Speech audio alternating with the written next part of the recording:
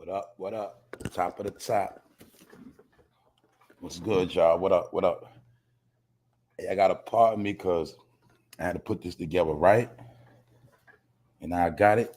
We're gonna talk about it. We're gonna have a good day. What's good, y'all? Everybody here. What's up? Yeah. I'm gonna tell y'all right. Sometimes I be trying to put things together all night. It don't matter because sometimes it don't even come together to right before the show. You know what I'm saying? So and then I got to make sure I don't miss no details. So y'all know how I do. I talk my talk, but I like to have the proof. So sometimes I be having to do research early in the morning before I even start, and that's what throw my time off. But we here. Good morning, y'all. What's up? Glad to see everybody once again. We making it through, right? Lady Love, what's up? Zen God, Sassy. Good morning, Danielle Walker. Hunter Rizzle, what up, bro? What's up, Jeanette? I ain't see you in a minute. Good morning, Danielle. Good morning. Good morning, Colleen. Good morning, Miss Jackie. What's up, y'all? Y'all, I see y'all lit and ready this morning. I like it like that. Good morning, Taisha Davis. What's up, D? What's up, Stacy? What's going on, Danica? What's up? What up, Nevin? Kim? What's up, Kim? I'm gonna make sure when I finish this episode, I'm gonna make sure people got their wrench. What's up, Out Familiar? What's up? Dawn Ray, what's up? All right, y'all. Y'all know I'm gonna holler at y'all. I already pulled up a little late, but we ain't never late because as long as I come on before 9, everything is straight. But anyway, today we're gonna talk about how a fashion blogger has been claiming or giving claims that Mr. Kanye West, and the late Virgil Abloh, the fashion designer for Louis Vuitton, Supreme, that off-white, couple different things he had his hands in. But we're going to talk about how it's being alleged that Kanye West and Virgil used to hook up. But it also is funny how this story is just coming out now, right?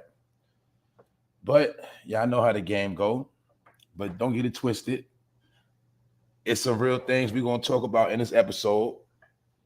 And especially at the end, I'm going to give some explanations and confirmation on what we've been talking about, what I've been saying. And we're going to talk about some of the curses that's been put on people. So I'm going to get into that in the closeout. But we also going to talk about Miss Monique and Miss Oprah Winfrey.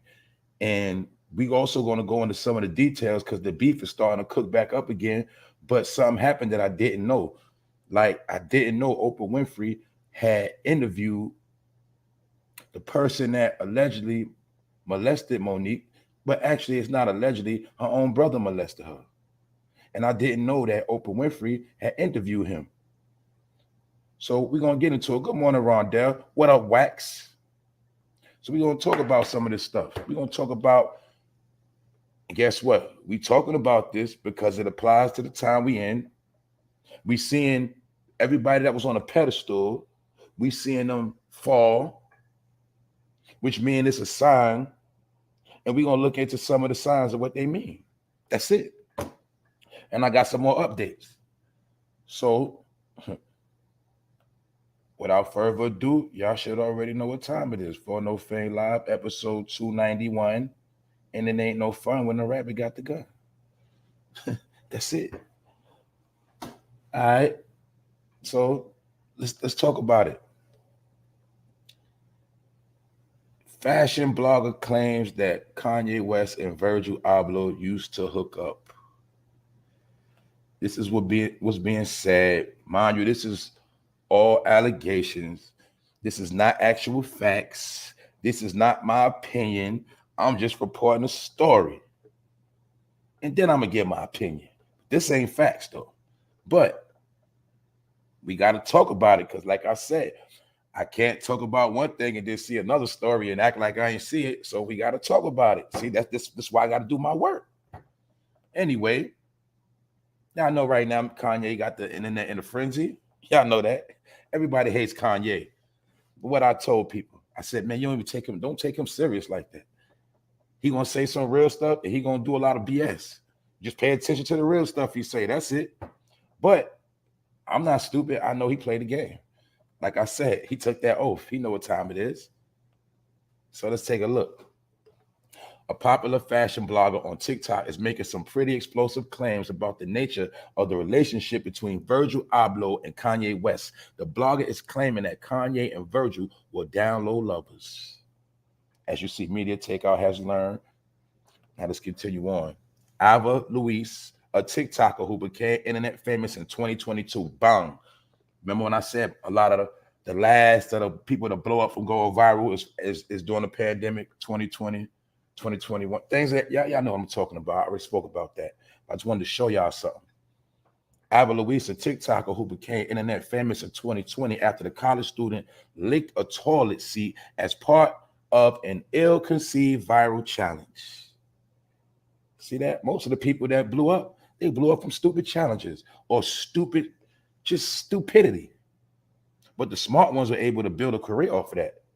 The stupid ones are still being stupid, even though they already went viral, even though they already went worldwide, national, they still stupid because they don't know how to transfer it into profit, meaning business. So let's continue on.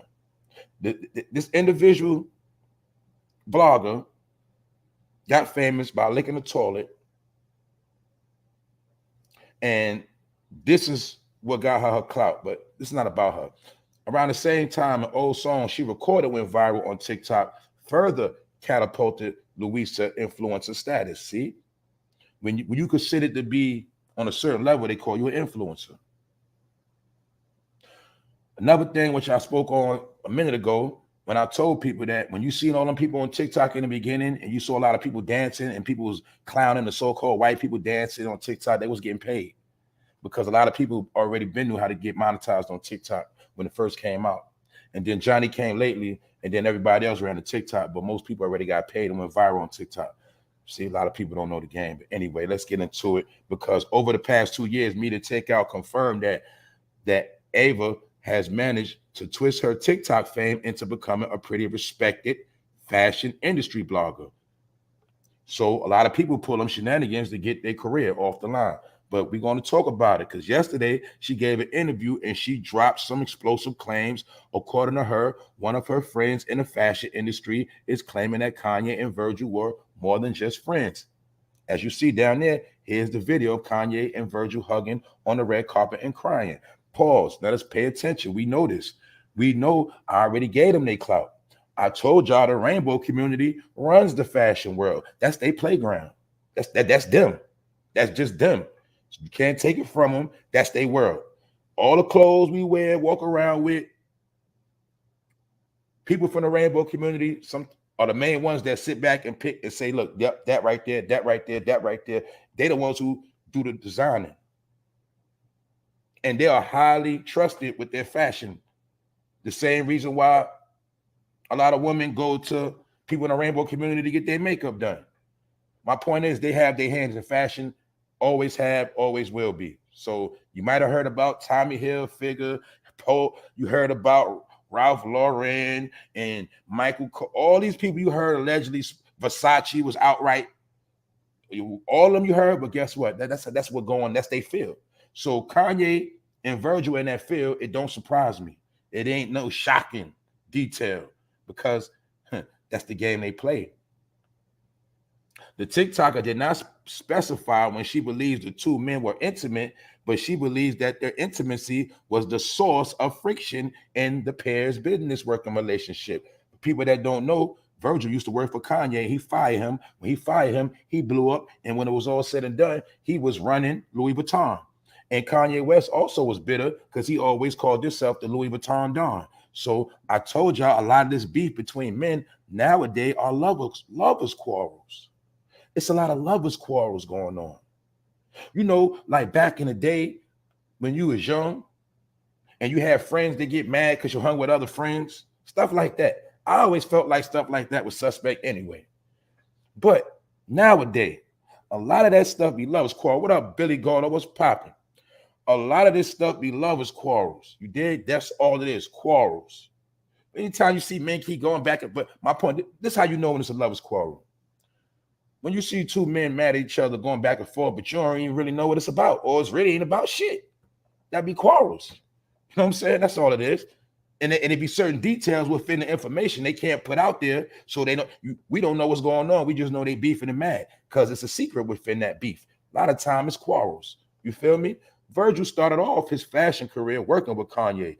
The two eventually separated after Ye fired Virgil, and ABLOH went on to become one of the most renowned fashion designers in the world. You feel me? So everybody everybody praised his fashion. I like fashion, nice clothes too. But like I said, I don't take it to the head. Some people take it to the head. You know what I'm saying? And then they don't even understand like that world of fashion is something different. But anyway, man, this right here is Virgil and Kanye crying.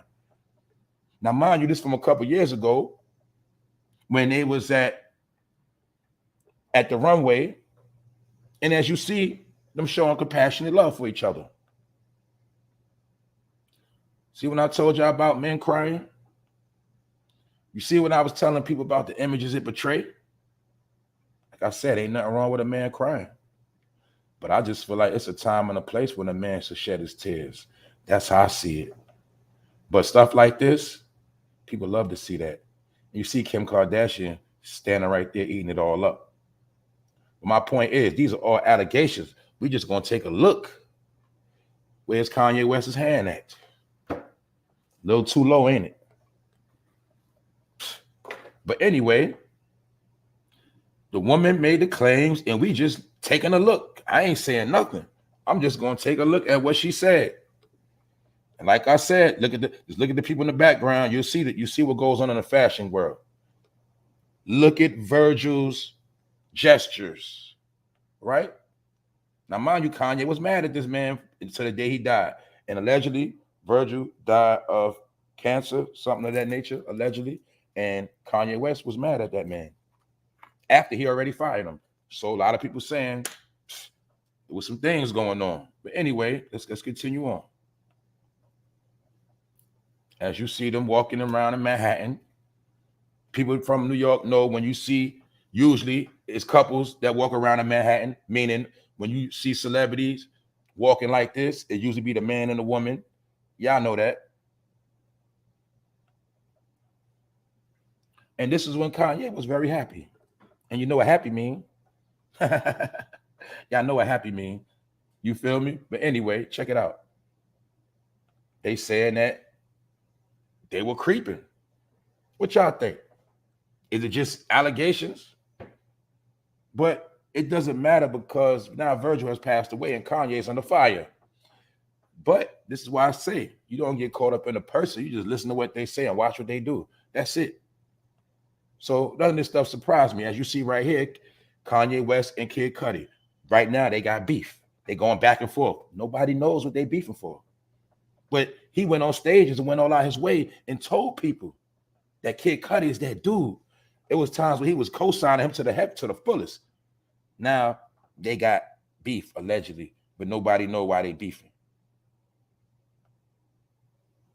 As you see right here, you see Kanye with Virgil. So my point is, they spent a lot of time together. And nobody knows exactly what the beef is over, why he fired that man. But we know that something is going on here. Something going on. Also, I noticed within Virgil, like if you look at, you can even look at that hoodie he got on. It got Russia on it, Korea. Look like Germany. My point is this, man, people ain't who you think they are. You know what I'm saying? That's just what it is. So the allegations have been made, but it's funny these allegations just came out while Kanye going on all these rants. But you got to remember, y'all know this. Once you under that oath, and once you start playing them games with them people going to expose you. Them people going to put you out there. And make sure y'all pay attention, because at the end of the show, I'm going to show y'all something. They calling Kanye West a vagabond. And I'm going to show y'all what a vagabond means. A vagabond was the curse that was put on Cain. And then I'm going to show you how the vagabond curse, or the vagabond spirit, or the curse that was put on Cain is also the same curse that was put on a particular people. I'm going to show it. I'm going to prove it to y'all. And then I'm going to tell you that you got a choice to keep the curse on or take the curse off. But anyway, that's later on. But the question is was this woman telling the truth? And are these two dudes, or was Kanye and Virgil down low lovers? Kanye and Virgil Abloh hugging after the Louis Vuitton show makes us feel again. And you know Kanye was always talking about feelings. Like I said, this ain't to jump on Kanye's neck, but like I said, if I see something in a story, now I do remember also a couple weeks ago, Kanye was ranting and he put Virgil's name on one of his rants, and one of Virgil homeboys checked his ass. One of the designers for Supreme. So they basically saying that Kanye was clout chasing that man.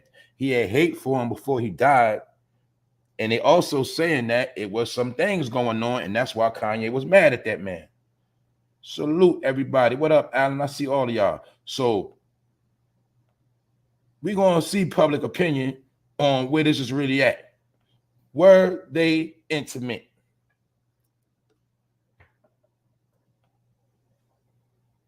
See that? Look at Kim right there. That's why I say this stuff. I told you they love to see that. Look, they crying, and you see that lady with the shades right there next to Kim. They crying so bad they got her crying. And then look at the Asian man right there. He looking at both of them like, what's going on here? I'm trying to tell you, man, this is the images they love to see. You feel me? They love to see that melanated man that's supposed to represent strength. They love to see him breaking down. Now, they crying and a damn woman ain't crying. You see what I'm saying? They love this image. This is the image they love. See that? When you show authority, you being aggressive. You being too manly. You a problem. But if I act like this, it's all good. Everybody love me. You know what I'm saying? That's the world we in, which we already know as what, y'all? A feminization. We already know that. And I already broke down how that was Kanye's whole lane of a feminization. That's why Kanye West also represented the mama's boy. And you got different type of mama's boy. You got the boys, you got mama's boys that love their mom and they gonna do whatever. Then you got the mama's boy that listen to whatever their mama say, tell them, do. And some of them be around their mama so much they start acting like their mama. We talking about them mama's boys. See, there's different things within every category. But Kanye West represented the mama's boys. And then you'll see after his mama left, he started changing again. But he really could symbolize a little boy that misses mama lashing out and been taken advantage of, because people like him and them knew the game. And that's why you got to understand when they push these narratives. What up, Annette? What up, Jug Rich? You know, the big narrative is what? Black men grow up without a father. So it's a stereotype that we spend our whole life looking for our dad. The same thing they say about the woman, but we talking about the man right now. We don't have no dad. We spend our whole life trying to find our father. And this is why we're stressed out. Some of it is true, but it's by design, though. That's my point. Most of it is by design, by drama. Y'all know how the American society is set up. I don't care what nobody say. This ain't talking race, but it's always going to be 5 times harder for the black man to hold it down, especially take care of his family. It's always going to be a challenge. It's harder. And these are things put in place. And people in the industry know this. That's why when I showed y'all all of them videos with all these different rappers, and I be saying, yo, that's their daddy, that's their daddy. What's one thing they all got in common? When I was talking about Puffy, Puffy ain't got no, he grew up without a father. Jay-Z, he grew up without a father. So that's why I was trying to show y'all LL Cool J grew up without a father. These dudes grow up without fathers. They get in the industry and they start looking at these executives as their daddy. I wasn't just making that up. Because these executives also know they like to get the men that don't have a father. And you'll see every man in the game, or as a child, anybody, any entertainer that got in the game that had a dad and their dad was talking for them, most of them all got blackballed. If you was a child or somebody in the game, a woman, don't matter. If you had your parents backing you, especially your dad, you get blackballed because you don't fit the criteria. They like broken kids. They like broken men and broken women. They love when you got a sob story. I don't care if it's NFL, NBA. They love to have the sob story where the father's missing. LeBron James, all of them. And these corporations and executives, they play the role of your daddy and your father. And that's what's happening. That's what has happened to mostly all of these black men in the game. And the powers that be know the game, and they knew this. And they knew that without a father, you basically going to be lost anyway in the game. And that's what on all levels of entertainment. The ones who father and mother back them 100, they get the most drama. That's just how it works. Like when you see Kyrie Irving getting flack and drama because his dad still hold him down. He's still cool with his dad. I can go through the list. It's a whole science behind that. This is why I'm trying to break down the people that run things and dictate everything we do, our concepts, our opinions. They play these games, and these games they've been playing with us since we've been little kids. That's why they've been putting all these narratives on us. This is why they put all these stereotypes on us, because they know one day you're going to get older and you're going to make the stereotypes a reality. This is why I go hard, because I was told so much when I was young that I was going to die. I was going to die. Before 18, 21, I was going to die. We kept getting that put in our head. We're going to die. We're going to die. We're going to die. The black man doesn't make it past 18. He doesn't make it past 20. We all had this put in our head. So that made all of us live fast. And we did a lot of things without thinking. And we became our own men, our own bosses. We made a lot of wrong decisions because we was lost, just trying to survive. So that's why I'm trying to show people all the knowledge that's out now, it already was out back then. It's just that we was living so fast and living so reckless, we didn't have a second to pause and analyze what was really going on around us, because we was always told we was going to die. And this also is what made a lot of black men have kids before their time. 3, 4, 5, 6. A whole lot of things went down because we was brainwashed, y'all. That's what I'm trying to tell y'all. I was brainwashed. I was at the lowest of the lowest. But it came a point in my life where I had to grow up, had to resurrect, I had to empower myself, because I knew nobody wasn't going to do it. And I understand that most people were fools around me, and most people was going to die. So when they said that, this is my whole point. When they said that most of us was going to die, I said, not me. I'm not going to die before my time. And I got smart. And that same smart is what got me here talking to y'all today. So I'm just trying to tell you, I ain't nobody special. I ain't none of that. I just woke up a long time ago because I ain't want to die before my time. And I ain't want to be a nothing, a zero. That was my fear of being a zero, a nobody, a nothing, a piece of shit. So therefore, this is why I survived throughout many different times and many different places and generations. And that's why I'm here, y'all. I ain't making this up. But a lot of people did fall. A lot of people did die before 18, did die before 21, did go to jail. They got caught up in the stats. And guess what? And then if you made it through that, they had more things set up for us as we got grown. Because we had to figure everything out on our own. But guess what? This is something I never would do. Cry, fold, and give up. So that's why I'm trying to tell to the people that's younger or the people that's getting smarter that you got to keep going. You don't fold, because it's already designed for you to fold. I'm talking about the man. So stuff like this don't shock me. And you got to also remember, Kanye West does always go on his rants when it comes to that fashion game. Don't forget that. But if they were down low lovers, that's their business. Because Kanye's suffering right now and Virgil is gone. So we neither here nor there. But the thing is, nobody's to be trusted, like I told you. You listen to what people say and you watch what they do and you keep it moving.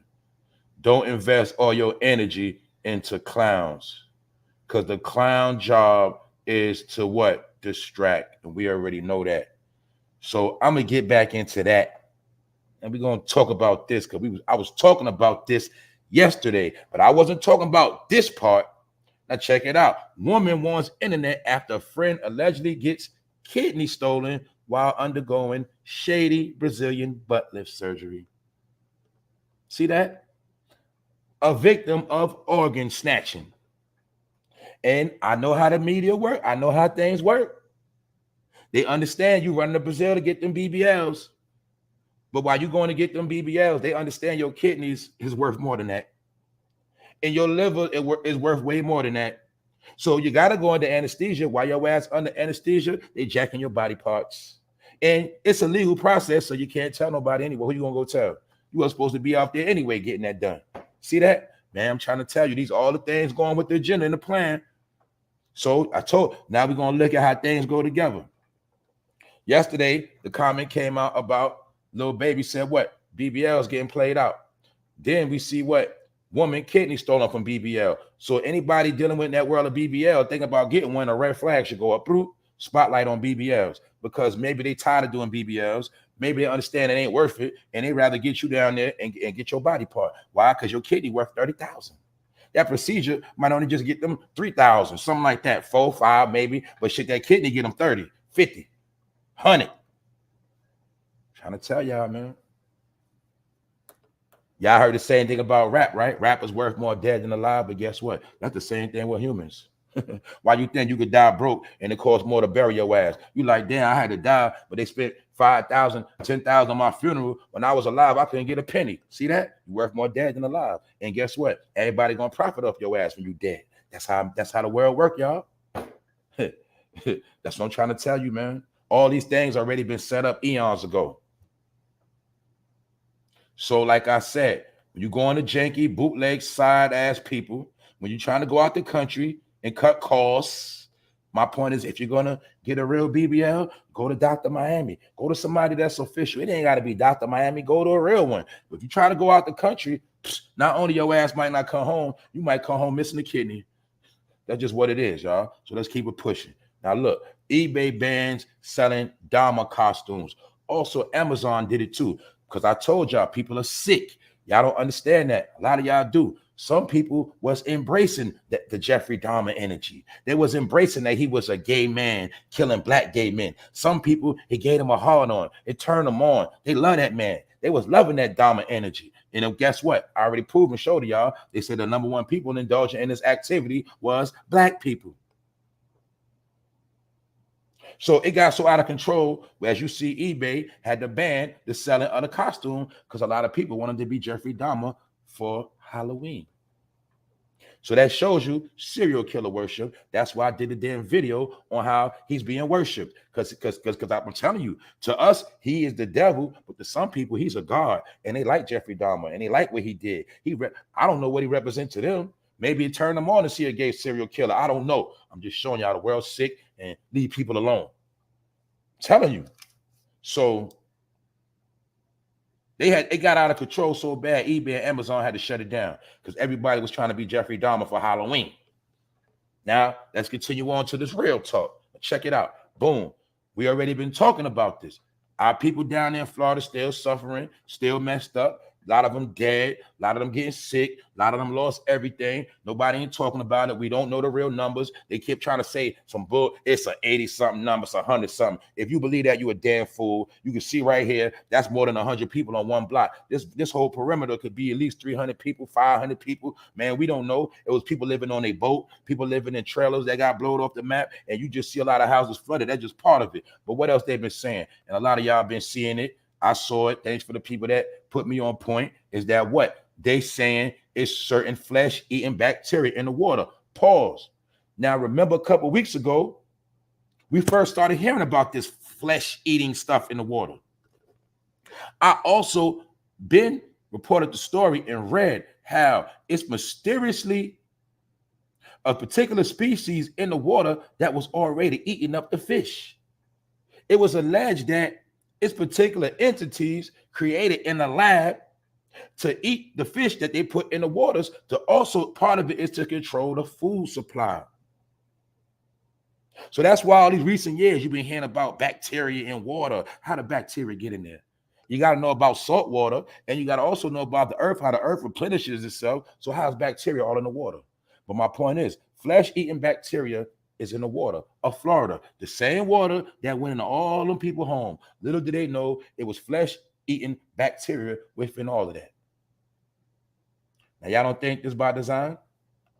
Maybe it's just coincidence. But this is what it looked like.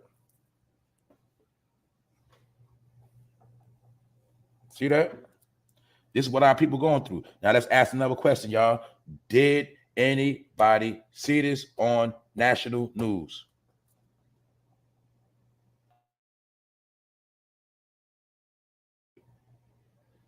That's my point. Did you see any rappers, any celebrities talking about Florida, even a little bit?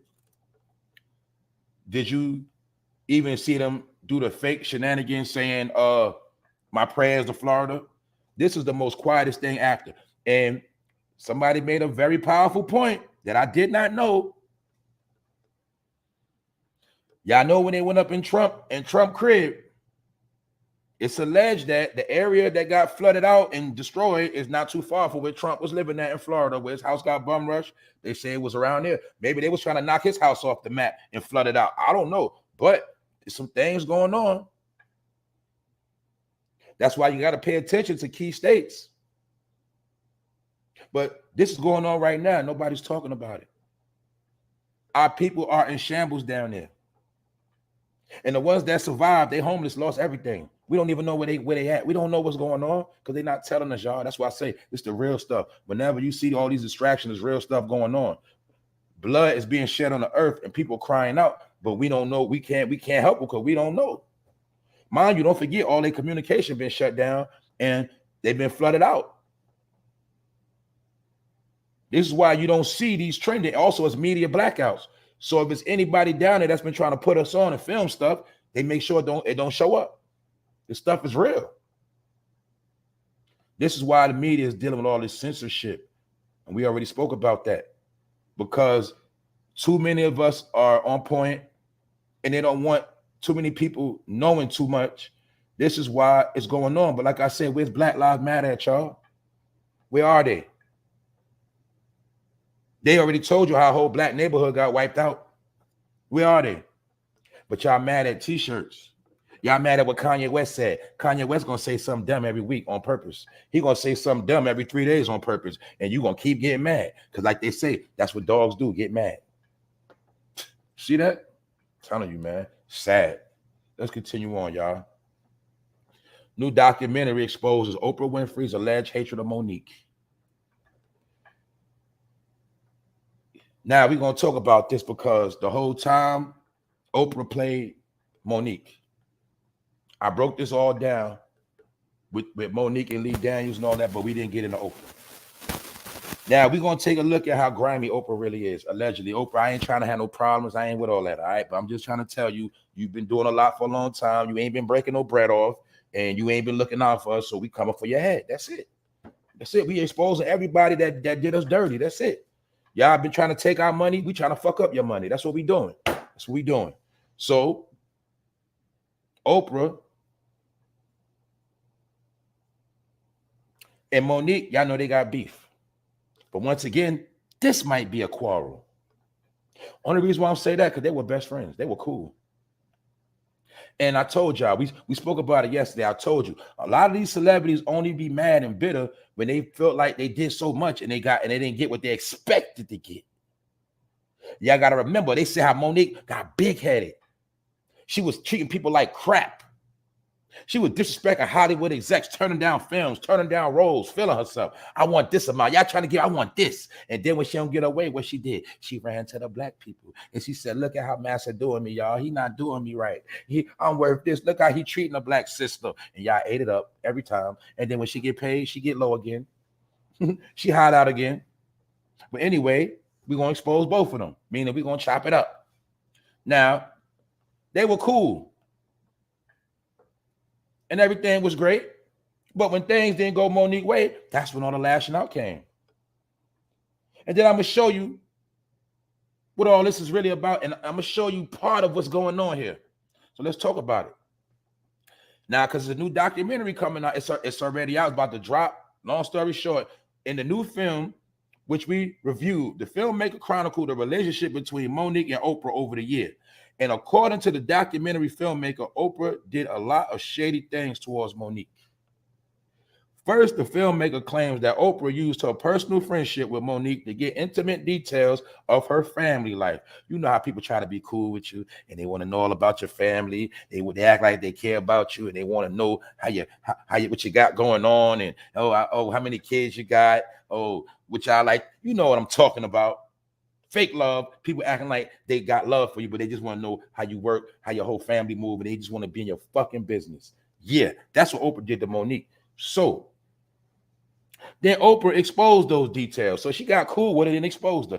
Oh, matter of fact, that same stuff happened on YouTube, don't it? People act like they cool, they be cool, then they get beef, and then they go online, they run online, hit the live button, and they start telling everything about what the person told them and how they live. They do the same shit. But guess what? Oprah been doing that shit. That's what I'm trying to say. A lot of y'all following the footsteps of Massa, trying to do their shenanigans. But anyway, that's why the shit ain't gonna work. Check it out. Then Oprah exposed those details on her show without giving Mo a heads up in an attempt to grab ratings at the comedian's expense. So it just shows you that Oprah, they've been playing the media game. She got all of Monique business and she did a show talking to her brother. Oprah aired a show in 2002. Now this right here is a wrong number. We're showing you how even these media outlets be having wrong information sometimes. So scratch that 2002. It was not 2002. It was more like 13 years ago. Right? It was around the time of Precious. Aired a show in 2002 where she disclosed that Monique was abused by her family member. Then she brought Mo's family on set to talk about their abuse and blindsided Monique. Because you got to remember, Monique had to do the ritual. And you got to understand, for my people that know about these things, man, my people that know about Pizzagate and yeah, y'all know about all that funny business and Epstein and Weinstein. Y'all know about that. But what y'all be forgetting is that Oprah run with them people. That's her clique. That's her gang. Y'all already know that. Y'all know what people they run with. Why you think ever since everything been going on, Oprah got low? Man, Oprah been so low, man, you won't even see that woman no more because all her gang members been getting snatched up, allegedly. And I'm going to show y'all today some of the members of her gang. You feel me? And they've been getting snatched up. And this has got to do with Hollywood. And Oprah is Hollywood.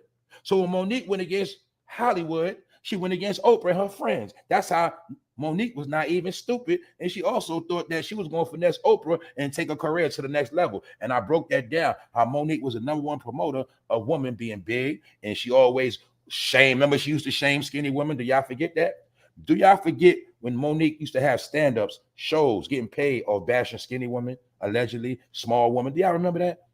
And she really was promoting women to be unhealthy. I already broke all that down. But when it came time to get in Hollywood, they told her that what? You're going to get limited roles because you're not small. And you'll see right here, this is when she was all up Oprah's ass. Because she thought she was going to blow. You feel me? The filmmaker also claims that Monique was done wrong by some of Hollywood's biggest producers during the lead up to the release of her hit movie Precious. And her friend Oprah refused to help her. And when Monique complained about Oprah not stepping up and helping a fellow black woman, see, here we go with the black woman talk. And when Monique complained about Oprah not stepping up and helping a fellow black woman, the filmmaker claims that Oprah used her power to have Mo blackballed in Hollywood. Like I said, we wasn't there. We don't know what's going on. Maybe Oprah could have felt like you was a fraud and you was trying to infiltrate and get your career going and you ain't really had no love for her. We don't know, but who's to say y'all could have smashed and things went left and you got played? We don't know. But I know one thing. We know who Oprah run with, and we're going to get into that. But this the documentary, allegedly, Oprah backstabbed her. And maybe Monique is behind putting this out. But anyway, let's take a look. Y'all remember Nikki Parker? Most of y'all grew up on this. Most people grew up on this. This is who Monique really is. This is where she come from. She's a comedian. So she get online and talk all that husband stuff and all of this stuff. But this is who she is right here. And if you don't believe me, just look at all her old movies and see the role she played. But you got to understand one thing, that everybody's missing the key element to all of this. King Hannibal, what up? This the element we got to peep to all of this, y'all. Is that Monique was trying to play the Hollywood game. Did you see how she slimmed down? Do y'all remember? You go back in your brain. Do you remember when Monique started acting acting extra. Remember, she had a TV show on BET. Remember, she was in her prime. Remember, she was, you know, she switched up on everybody because she thought when she got that award, she was going to blow. But I told y'all, they give you an award to pacify you. You know, that's like back in the day, if you was a good slave, he might have gave you a nice little outhouse for yourself and your family. He gave you a better house. That's all it is. They say they give you awards to lock you in, because once you get that award, you're going to be locked in all the way. And that's why they give you awards and accolades, which is really pats on the head, good job, keep it going. That's all it is, y'all. So, y'all remember Monique got brand new because she thought she was going to blow. But all of this was under Oprah's influence because they gassed her up. Because Monique wanted to play the Hollywood. She didn't want to just be a sidekick on Soul playing in the comedy movies. Y'all remember the comedy movies that used to be out? But what a lot of y'all don't understand is a lot of those, mostly all of those black movies that came out that we love as hits, most of those was produced by Harvey Weinstein and a whole lot of other Hollywood chesters. And a lot of those Hollywood executives had their way with all of entertainers. That's why you see Tay Diggs acting suspect from Stella Got a Groove Back. All of them. See? You see her shot happy, do you see her smiling like a happy coon? Had that award? A lot of people don't even know what the Oscars mean. One day I'll break that down, what the Oscar is and who Oscar is. But what was grimy, what Oprah did, she interviewed the man that molested Monique. Y'all know how niggas on YouTube do that. Niggas have beef. They go get the person with the allegations, whatever the situation. They gonna go interview the person that you got smoked with. Oprah been doing that. That's what I be trying to tell my people, man. Y'all doing old shenanigans that ain't gonna work. Y'all following the lead of the white man, allegedly. The people that talk about the white man so much do the same shit the white man do, allegedly. That's all I'm saying, y'all. I'm not here to knock nobody. We just gonna speak facts. Now, Oprah went and interviewed. This right here is Monique's brother. And Monique's brother did 15 years in jail for being a goddamn Chester, a rapist, and a pedophile. And he raped his own sister, Monique.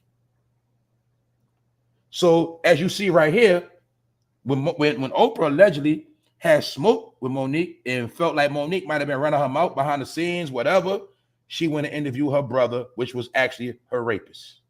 Now, this the part I did not know. How many of y'all knew this? American Links, what up? You feel me?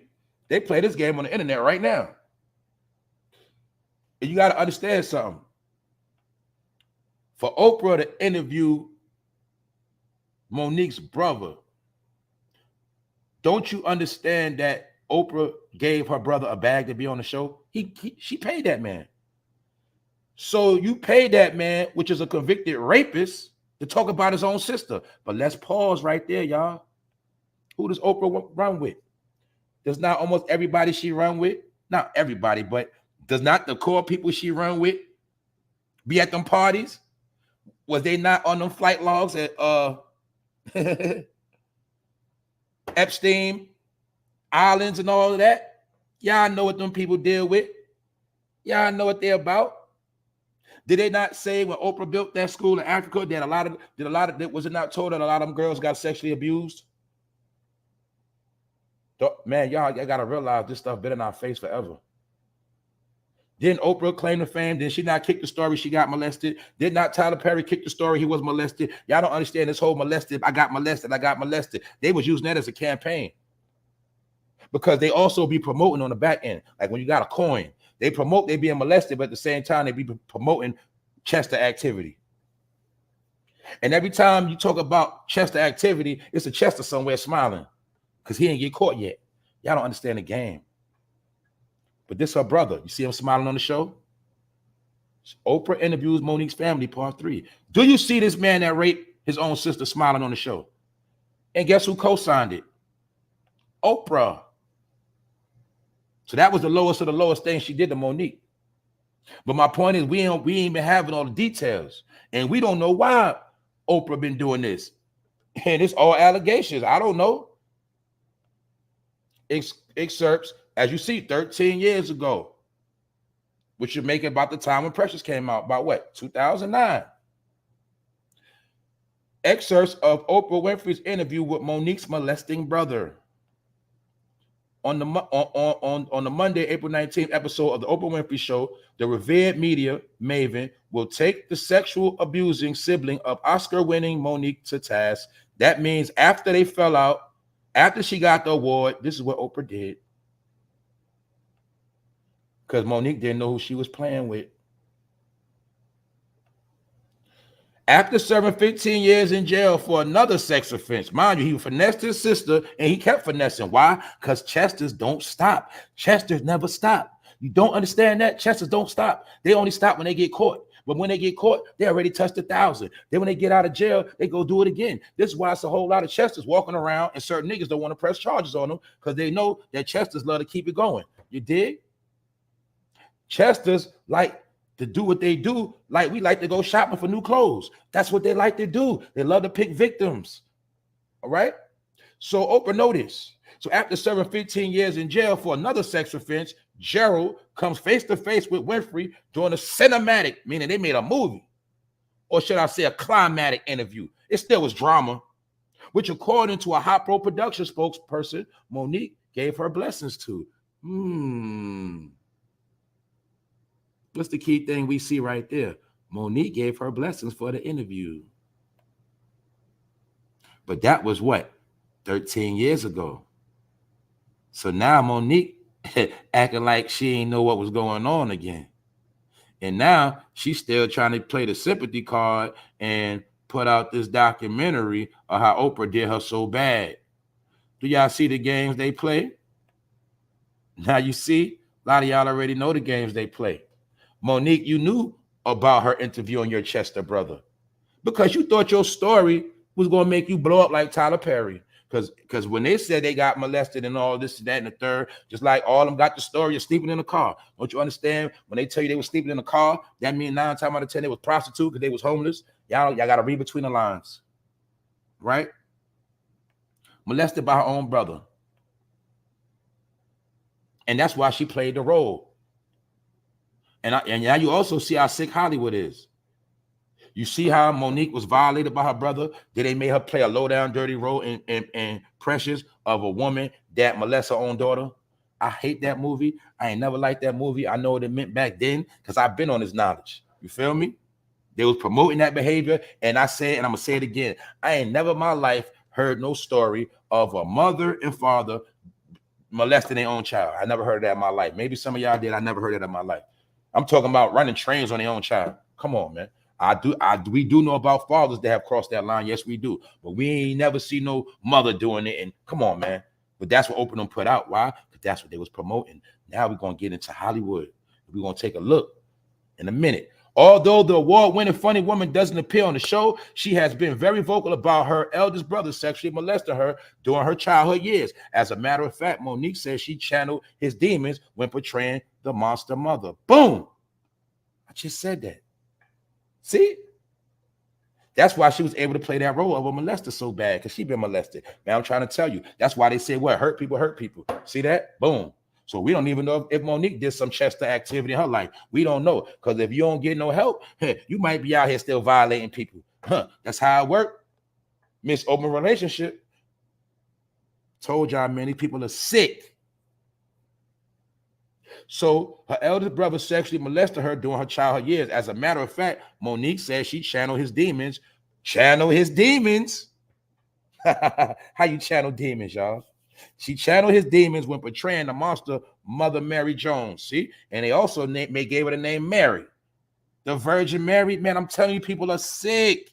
That whole Precious movie was a big ritual and a curse.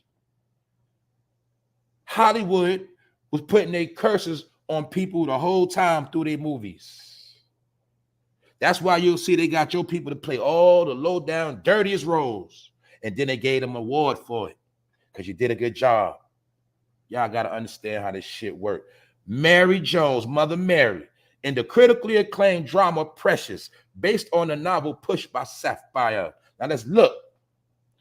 This is the man behind most of your favorite black movies that you grew up off of, that you still love to this day, that you still watch on Hulu. BT love to show these same Hollywood people movies. Who else? All of them showed us. Man, they all together. 5 years after Me Too. Who is this? For those who don't know, Harvey Weinstein. This is the top producer that was Hollywood. He was Hollywood. And he was so reckless, they had to start a Me Too movement because they said he was just having his way with everybody. You feel me? And that's why his ass locked up right now. He is Hollywood. And guess what? He's one of Oprah's best friends. 5 years after Me Too ignited a global reckoning, Harvey Weinstein is back on trial as Hollywood continues to untangle its web of bad behavior. Now check it out. We just heating up. Check it out. I'm going to show y'all something. Harvey Weinstein. This is the man that gave the budget for half the movies you love. This is the same man that put the bag up and gave Dame Dash the money to make Paid in Full. So when Dame Dash run around talking about culture vultures, understand he is a fraud. He talks about Laya Cohen, but then Dame Dash got YouTube studios on YouTube, and Laya Cohen runs YouTube. I showed you that yesterday. They just be having quarrels. They be exposing each other when they don't get their way. Harvey Weinstein is the man who gave the budget for Paid in Full. Everybody love with Rico, the movie that promotes a snitch, the movie that promotes black genocide that we all love to watch, that we all seen. I know about heart. Yes, I do. But my point is, he was the one giving out the budgets. He's the one who made all them stars, from Megan Good, Gabrielle Union, you name them, Tay Diggs. He the man that get, man, this is Hollywood. Now I'm gonna break it down to y'all, then y'all gonna feel me. Do you understand now? Just think about every movie you watched and it's popped up on the screen before the movie come on. That was Weinstein. He is Hollywood. And that's why when I told people Hollywood was falling, when we all spoke about it, when this man fell, that represented Hollywood falling. That's why half them, all of them black celebrities, just think about all of them black stars that got they had their prime movies. Look at all of them now. Look at them all since Weinstein went down. You see, none of them ain't got no gigs like that no more, do they? Do they? Then John Singleton dead, so he can't put you in his movie. He dead. You see what I'm saying? But look, we still just heating up, y'all. We just heating up. Hollywood has been falling, y'all. You just seeing a residue of it. That's why everything going straight to Netflix, Amazon, because these niggas can't get no job. And Hollywood is shut down. Because why? They have fulfilled their prophecy. Every agenda they wanted to push, they already pushed it. Told you that 1,000 times. But let's take a look at Weinstein and who is one of his biggest supporters. And that's why Monique got blackballed from Hollywood. And in my opinion, Weinstein was Oprah's boo thing. And you'll see since Weinstein got jacked up, Epstein and the rest of them, Oprah got low. Oprah is laying low. Now, let's continue on.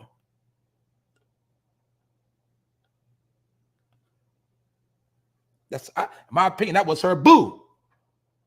The same man that went down in the Me Too movement, he is Hollywood. So when Monique went against Hollywood, Oprah said, oh, no, you don't. No, you don't. It's my people. See? And they always use that black card like they're in the store. Boom. I'm trying to tell you, man. Man, I'm nice with this. This is why Oprah is laying low, for one, in my opinion. And this is the main reason why Monique is mad. Because she got played. And Oprah probably told her, don't worry, girl. Weinstein, that's my people. I know everybody. I got you. You're going to be a star. Just lose some weight. You good. What happened? And after all of that, what she do? Sat down and interviewed the brother that molested her. Because she said, this is some real tea right here. This is some real juice. And Monique, this is how I'm going to put you in pocket. See that? Dirty, dirty game. So yeah, Monique, you talking about it now, but it's too late. We don't care. You know why? Because you tried to play the game and it backfired on you. And Oprah, man, oh man, she was around a lot of stuff that went down. Y'all heard about it. Those are people. And she wasn't going against Harvey Weinstein for no damn Monique. You got to understand that. So I want y'all to get from this one episode that I said 1,000 times. Stop getting caught up in that color thing. Keep thinking, because people the same color as you, they got the same love for you, but they don't. And just because you are a black woman and she a black woman, that don't mean in her mind she wasn't raised like that. She was raised amongst these people too. So my point is this: these people have no loyalty to nobody. But you see her embracing a Chester, right? You see her embracing a butt grabber, right? A weirdo, right? You seen Jay-Z, Dame Dash, all of them hanging with Harvey Weinstein before this, didn't you? I could pull them pictures up too. That's why I try to tell you they've been all sold out. Now they all scrambling because shit ain't going in their favor. And I told y'all this is the proof that the Democratic Party been in bed with Hollywood, because Hollywood is Democratic Party. Now you understand how they've been playing the game forever, how they've been controlling your mind forever, because they all been in bed together playing this big old game. And to me, hey, it's interesting, because guess what? I told you, if you know your opponent, then you can win at the game. It's all a game. Life is a game. But y'all don't understand that. A lot of y'all do. But look, boom, kissing on an alleged rapist, kissing on an alleged pedophile, whatever. They say this man had his way with everybody, and y'all heard about the director's couch. They say this man was running through everybody in Hollywood, from white people to black people. It don't matter. He look. You see when Terry Crews came out and said the other director grabbed his nuts. Come on, man. You was with the smoke because you wanted that big movie role. So we don't want to hear that. We don't care about none of y'all. Right? So Monique got played. And that's what it is. And all them people you look up to was hanging with all these. They was all in circles together. Now they all distancing themselves. But y'all act like y'all forgot Jay-Z brought Oprah Winfrey to Marcy Projects. Y'all forget like Jay-Z was all up Oprah Winfrey ass. They all together. They all are family. They're a big gang. All of them. And guess what? We can say they're untouchable too. That's it. And we know that Harvey was the scapegoat. And he represented the fall of Hollywood. All you got to do is do a history. He just went down 2 years ago. You'll see since 2 years ago. That's why this also was proof that the pandemic was Operation Lockdown, Shutdown. And you'll see everybody they want to get gone is gone now. Everybody that wanted to get off the stool or get off the level they was on, they reduced their level. They reduced their income, reduced their revenue. All of this was planned, y'all. All of it was a plan. Life will never be the same. Back in the days was 2019. All right? But you'll see that all of them are now hiding their hand and they're hiding out. So they've been playing that black card for so long on us, y'all. That's why I was trying to tell y'all, man, these people are snakes. They are snakes because they're going to talk that black talk to you. But when they get around that other so-called person and it's time to get paid and get that check and go to them parties, man, they ain't even think about you. They don't even care about you. And you knew who Oprah main crowd was. And Oprah, no matter how much money you got, no matter how much wicked you get, to them, you still a nobody too. And she's smart. That's why she already got it set up. When she passed away, all her money going to charity. Because the ones that also know about the sacrifice, they know about certain things, sometimes they're the main ones don't want to have no kids.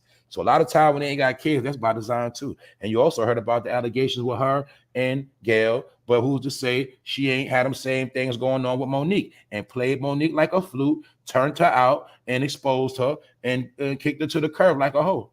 Who's to say? Oprah's very crafty and smart as well. And she is an actor. And her whole bank is having black people worship her like people did for 30 years, 40 years. Oh, she rich.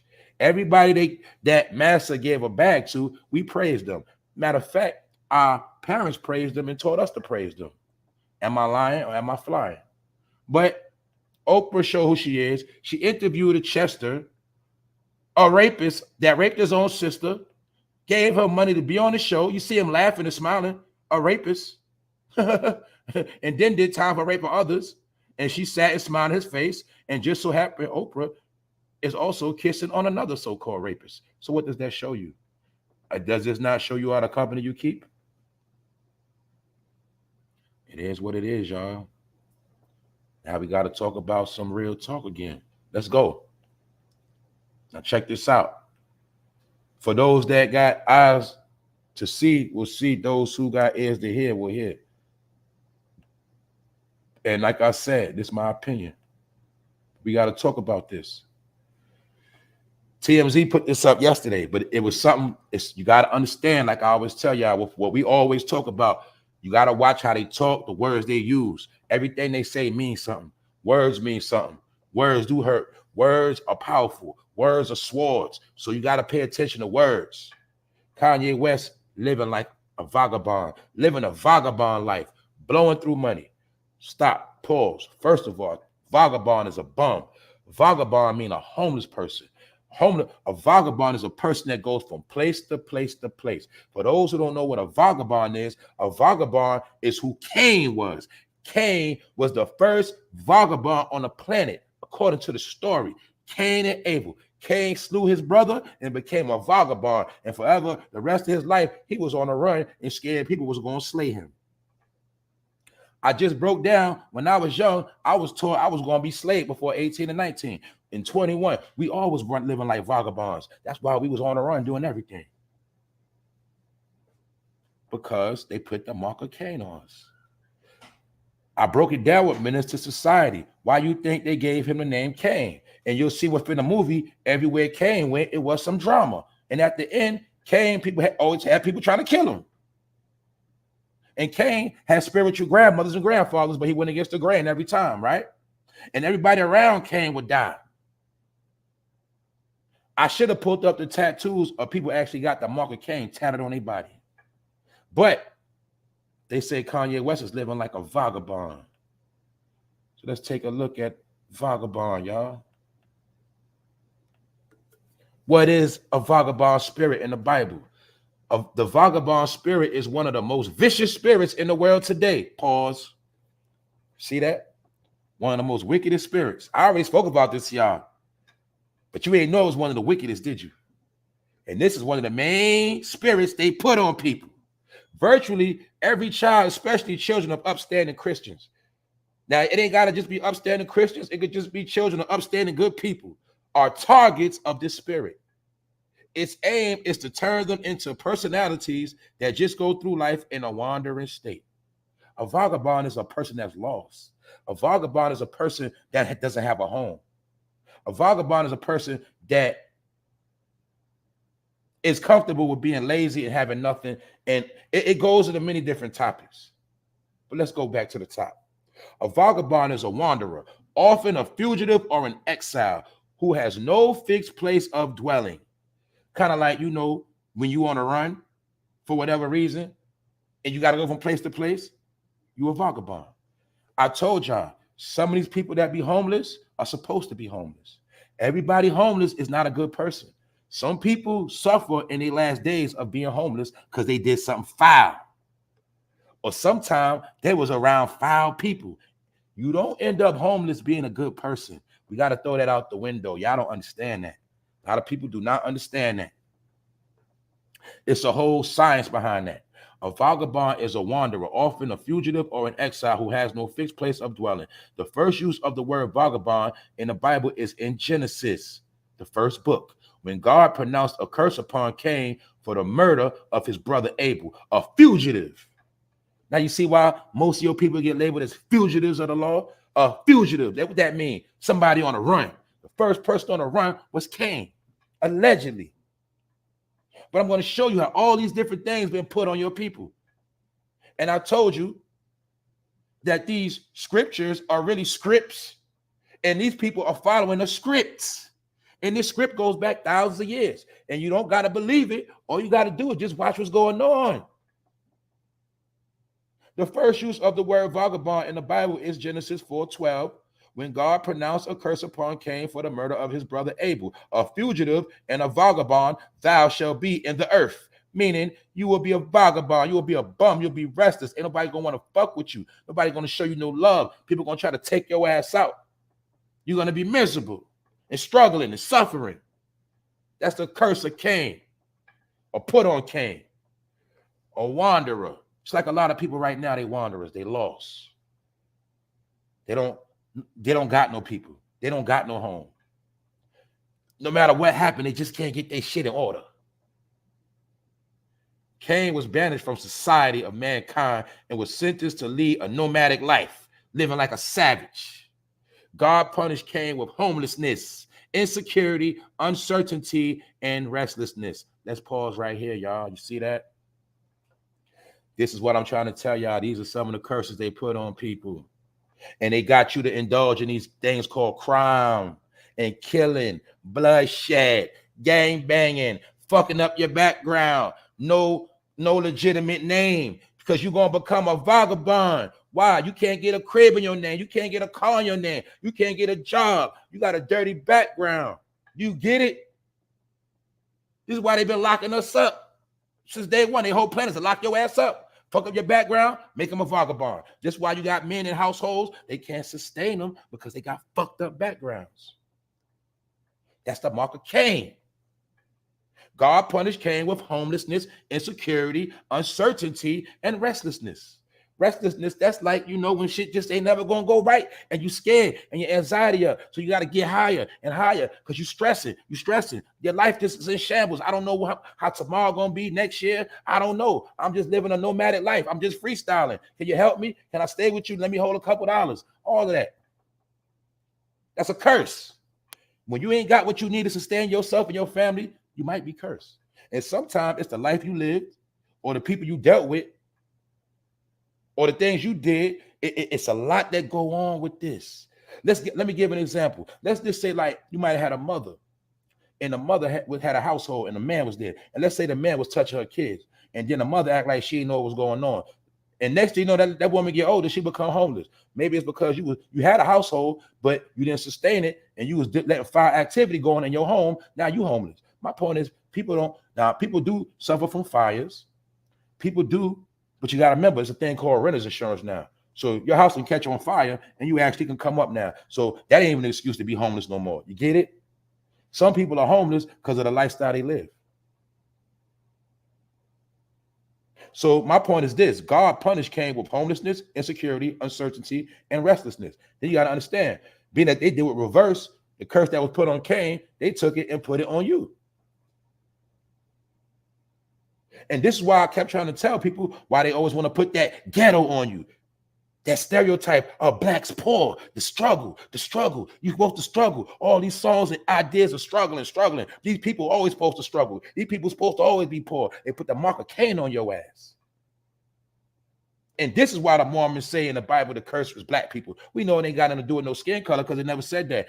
They understand that they put the curses on black people. And just so happened, remember Emmett Adoka? Yeah, he messed up his household with Nia Long, but he was messing with a woman, and they made a point to say she was a Mormon. And he messed with her and cursed himself. That's how he lost his family, his job, and everything. Get it? That's how they punished him. Because what God did to their people, they took it and do it to his people. Man, I'm talking science right now. But we're going to continue on. A vagabond is usually used in a negative sense in the Bible, as in Psalms 109:10. Vagabonds were often seen as beggars who contributed nothing and lived on the mercy of society. Don't that sound like a lot of YouTubers that be begging for donations? They got fucked up backgrounds. A lot of them ain't got no fucking job, and most of them be online begging, and they don't give you nothing. That's my point. They don't give you shit. Always want, don't give you shit. But that ain't just YouTubers. That's a lot of people. That's these celebrities always asking for shit. People start GoFundMes. You see that? You ain't even know when you start a GoFundMe. That's a curse. You curse yourself. That's why you die broke, you die fucked up, you die with nothing, and you got to start a GoFundMe. But they sit back and laugh because they understand the science of you're a vagabond and you're a bum and you ain't shit and you curse. You get it? I'm not saying that. That's what they say. And you fall into the story. You the ones that make the movie that they wrote. Vagabonds are often seen as beggars who contributed nothing, also aka useless eaters, sheep, the same people they want off the planet right now as we speak. That's why a lot of y'all been tricked into being homeless. A lot of y'all been tricked into doing nothing, being lazy, and wasting your fucking time. And the whole time, They got a big stove waiting for you. They got a big ditch waiting for you. Hey, I'm just giving my opinion. It's already been written. Vagabonds were often seen as beggars who contributed nothing and lived on the mercy of society. What is that? No disrespect. Y'all know I love my people. I got to be real, y'all. I got to be real. And this is for motivation. This is to wake you up. This is to get you on your grind, because nobody can stop you but you. Understand that. There's no more excuses. You can do whatever you want. As long as nobody ain't got no gun in your head holding you hostage, you can do whatever you want. This is a key thing I'm going to show y'all right here. Not only were they often seen as beggars who contributed nothing and lived on the mercy of society. What is the mercy of society, y'all? Social service. Now you see why Brett Favre robbed the money from social service. He not in trouble? Because in their mind, they taking the money from the vagabonds anyway. It wasn't nobody but beggars and people who contribute nothing to society want that money. Man, just take that money, Brett. We're going to build something. Do you see the games they play? This is what I want to show y'all. It's not how I look at my people. This is how they look at you. That's what I'm trying to tell you. If you on in a situation, no matter where you at, you got to win yourself out of that situation. Because they've been playing the game the whole time, the whole trick. I broke all this down. How our peoples had pride. We didn't want nothing from them. Why? Because we knew who they was. We didn't want shit from them. We'd get it from the rough. Whether we had to struggle, that's what we had to do. We didn't want that. Our peoples had pride. They didn't want nothing from them. Because our people also understood the scripture. Now you understand why your grandmother went to church. Now you understand why your family members was deep into the church, because they knew the science of vagabond. And they said, we ain't begging for nothing. We don't want no handouts. We don't want no welfare. We'll get it where we got to starve in this bitch like JJ and Thelma. We don't want no handouts. That's how your peoples was raised. Now you'll see that the vagabond is a lifestyle. It's cool. I'm trying to show y'all something. This is science. People brag about they food stamps. They brag about, they Section 8. They brag about all their handouts when really there's nothing to be proud of. If you getting it, just get it and use it. That's all I'm saying. If you're going to get it, use it to your advantage, pimp the system, move on. But if you think you just going to keep riding their wave, they got a plan for you. And it's called the vagabond lifestyle, was associated with irresponsibility and disreputable behavior. Now you see, when you go to social service and that lady act like that's her money and they give you a hard time, it's because they already judging you. Why? Because they know the scriptures. And they judging you. So when you go to social service, they give you a hard fucking time. The social worker, she went to college. She took up psychology. She might be in a fraternity and she know the science. So she judging you, trying to say you live in a vagabond lifestyle and you're irresponsible and you're just trying to come and get some free money. See that? This is why they set up them whole programs. We all know the programs, how to get your crib faster. You go into the shelter, you get on welfare, you get your crib. They know this already. That's why all them people they set their program up for are the same people they're trying to take out right now. I'm not judging nobody. I'm just going to wake my people up. That them days over with. Meaning you can't keep doing what your elders did. If your mama did it, your grandmama did it, do something else. That's all I'm telling you. Don't follow what your peoples did. Because that was a recipe for failure. I'm telling y'all, man, this ain't to diss nobody. I'm trying to tell you, man. When they said they want to decrease the earth, they are trying to decrease a certain group of people across the world. If you're dependent on them to feed you, they're going to watch you starve. Simple and plain. That's what they have been saying. That's what they have been showing us. This is where they get it from. The context of Proverbs 6:11 is a warning to foolish, lazy people. Now you see why they always try to call us lazy? Now you see why they try to say we ain't about nothing, because they put the curse on us. And most people fed into the shit, meaning they coincide with the stereotype. They said it was a warning to foolish and lazy people. The New American Standard Version translate this verse this way: your poverty will come in like a vagabond. What's the number one fight we all got to fight when we born? Most of us, poverty. What are people still fighting to this day? Poverty. That is the mark of Cain. That's why they all disguise all of that under the term black. Do you understand what I'm telling you? But y'all thought it was just about a word and a skin color. No, these people are scientists. They are wizards. They are warlocks. They know how to put a spell on you. And he put a spell on a person with a word.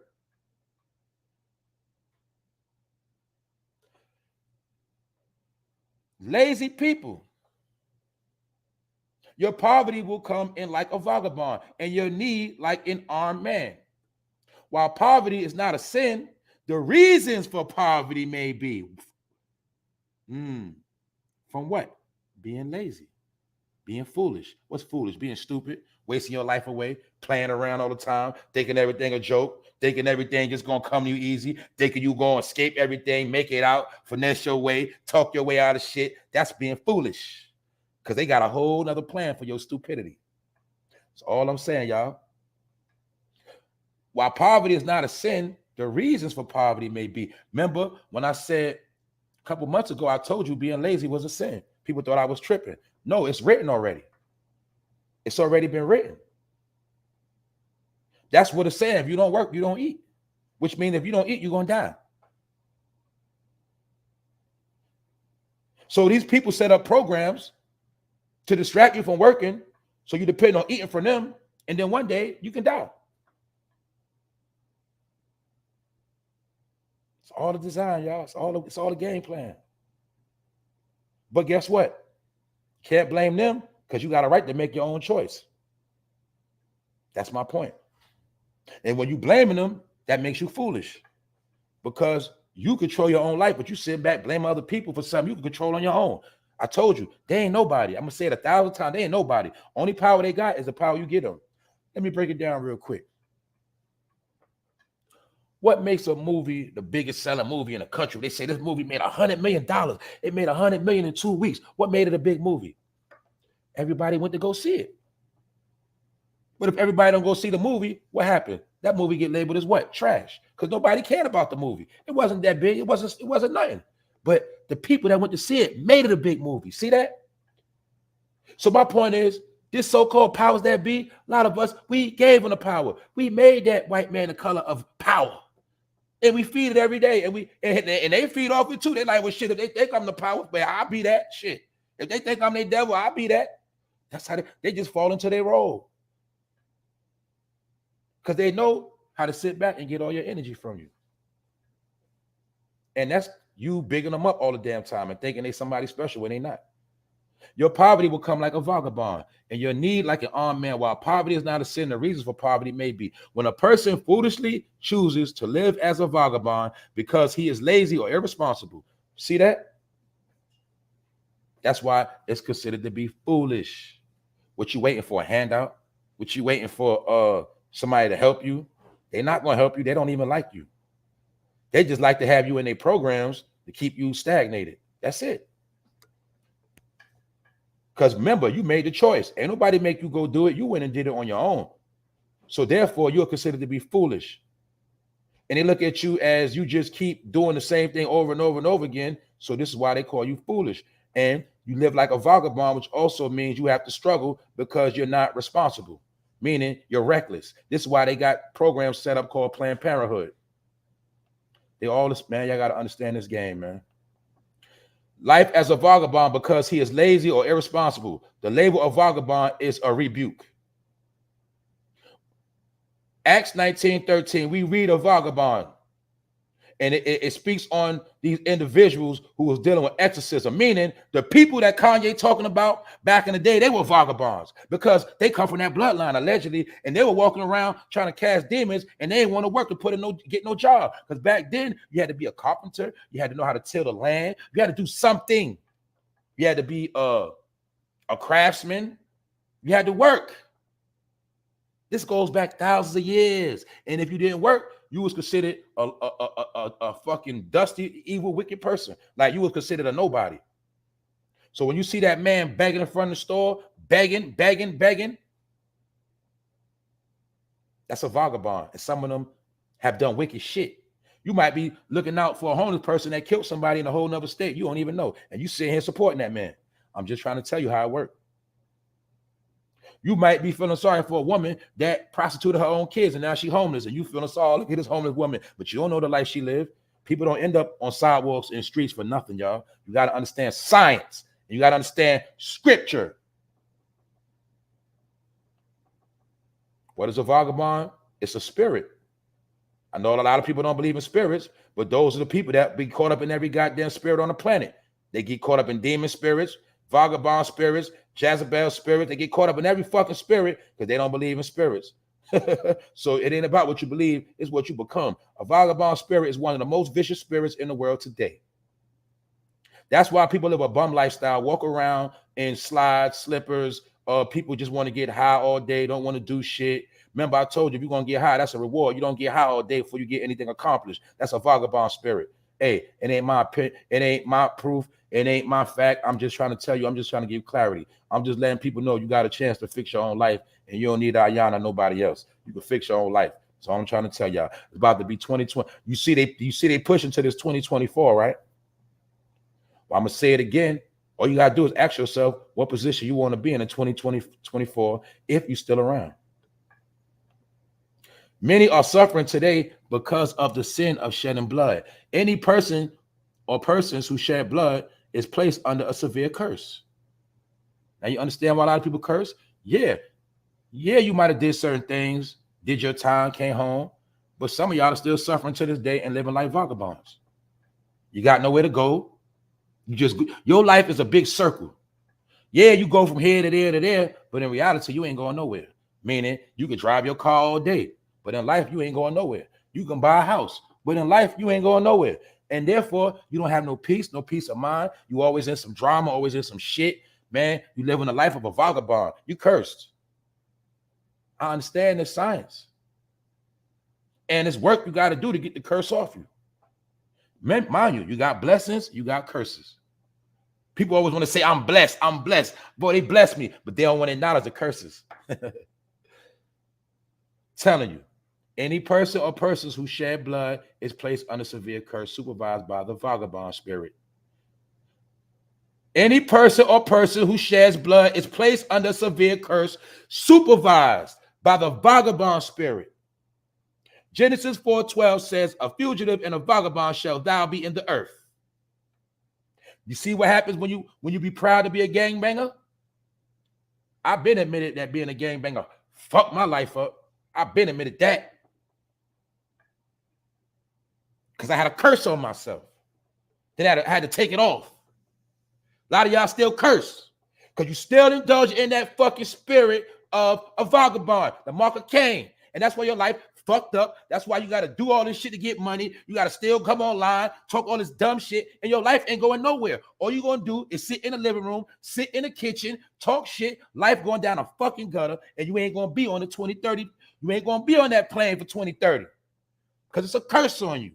That's why you go from house to house, place to place. This chick put you out, that chick put you out. You ain't got shit in your name because you're cursed. Dirty background. You fucked up, and you still living that life. Why? Because you don't want to change. You could change all that in one day. But you think it's cool. Therefore, you're going to suffer. And they're going to keep suffering. That's why I told you, all you got to do is sit back and watch. Because they got a whole plan lined up. And the plan, look, you know how you put the water in the pot and you put it on the stove? The water ain't even heat up yet. But it's on the stove. It's my opinion. Loss of divine presence. And Cain went out from the presence of the Lord and dwelt in the land of Nod and the east of Eden. Now, you could bring that up to this day. Just switch the words up. That's how a nigga could be from New York and then his ass got to move somewhere else. Because nothing he do go right. He got to always keep it pushing. And on top of that, he got niggas trying to slay him. You feel me? I told you, some dudes, wherever they go, somebody going to seek to slay them. Why? They did a lot of foul stuff. So you got to watch your back to the day you die, because you never know who's going to try to slay you. Because you've been living foul. So you dwelt in a city of Jersey. You feel me? But you're really from Florida. You get it? And that's why a lot of people that's homeless, They where they at. That's also why why Greyhound, all these buses went up on their tickets, because they understand a lot of people in the pandemic was trying to ride from place to place. They all went up on the tickets. I remember the China bus was $35. China bus like $100 now. You feel me? I'm trying to tell y'all something. You go on Greyhound, maybe you better take your kid, man, they're gonna charge full price for your kid, because they put things in place where you can't just pick up and run no more. They're making it hard for vagabonds to move around. I'm trying to tell y'all, man, they plan on slaying people. People already getting slayed.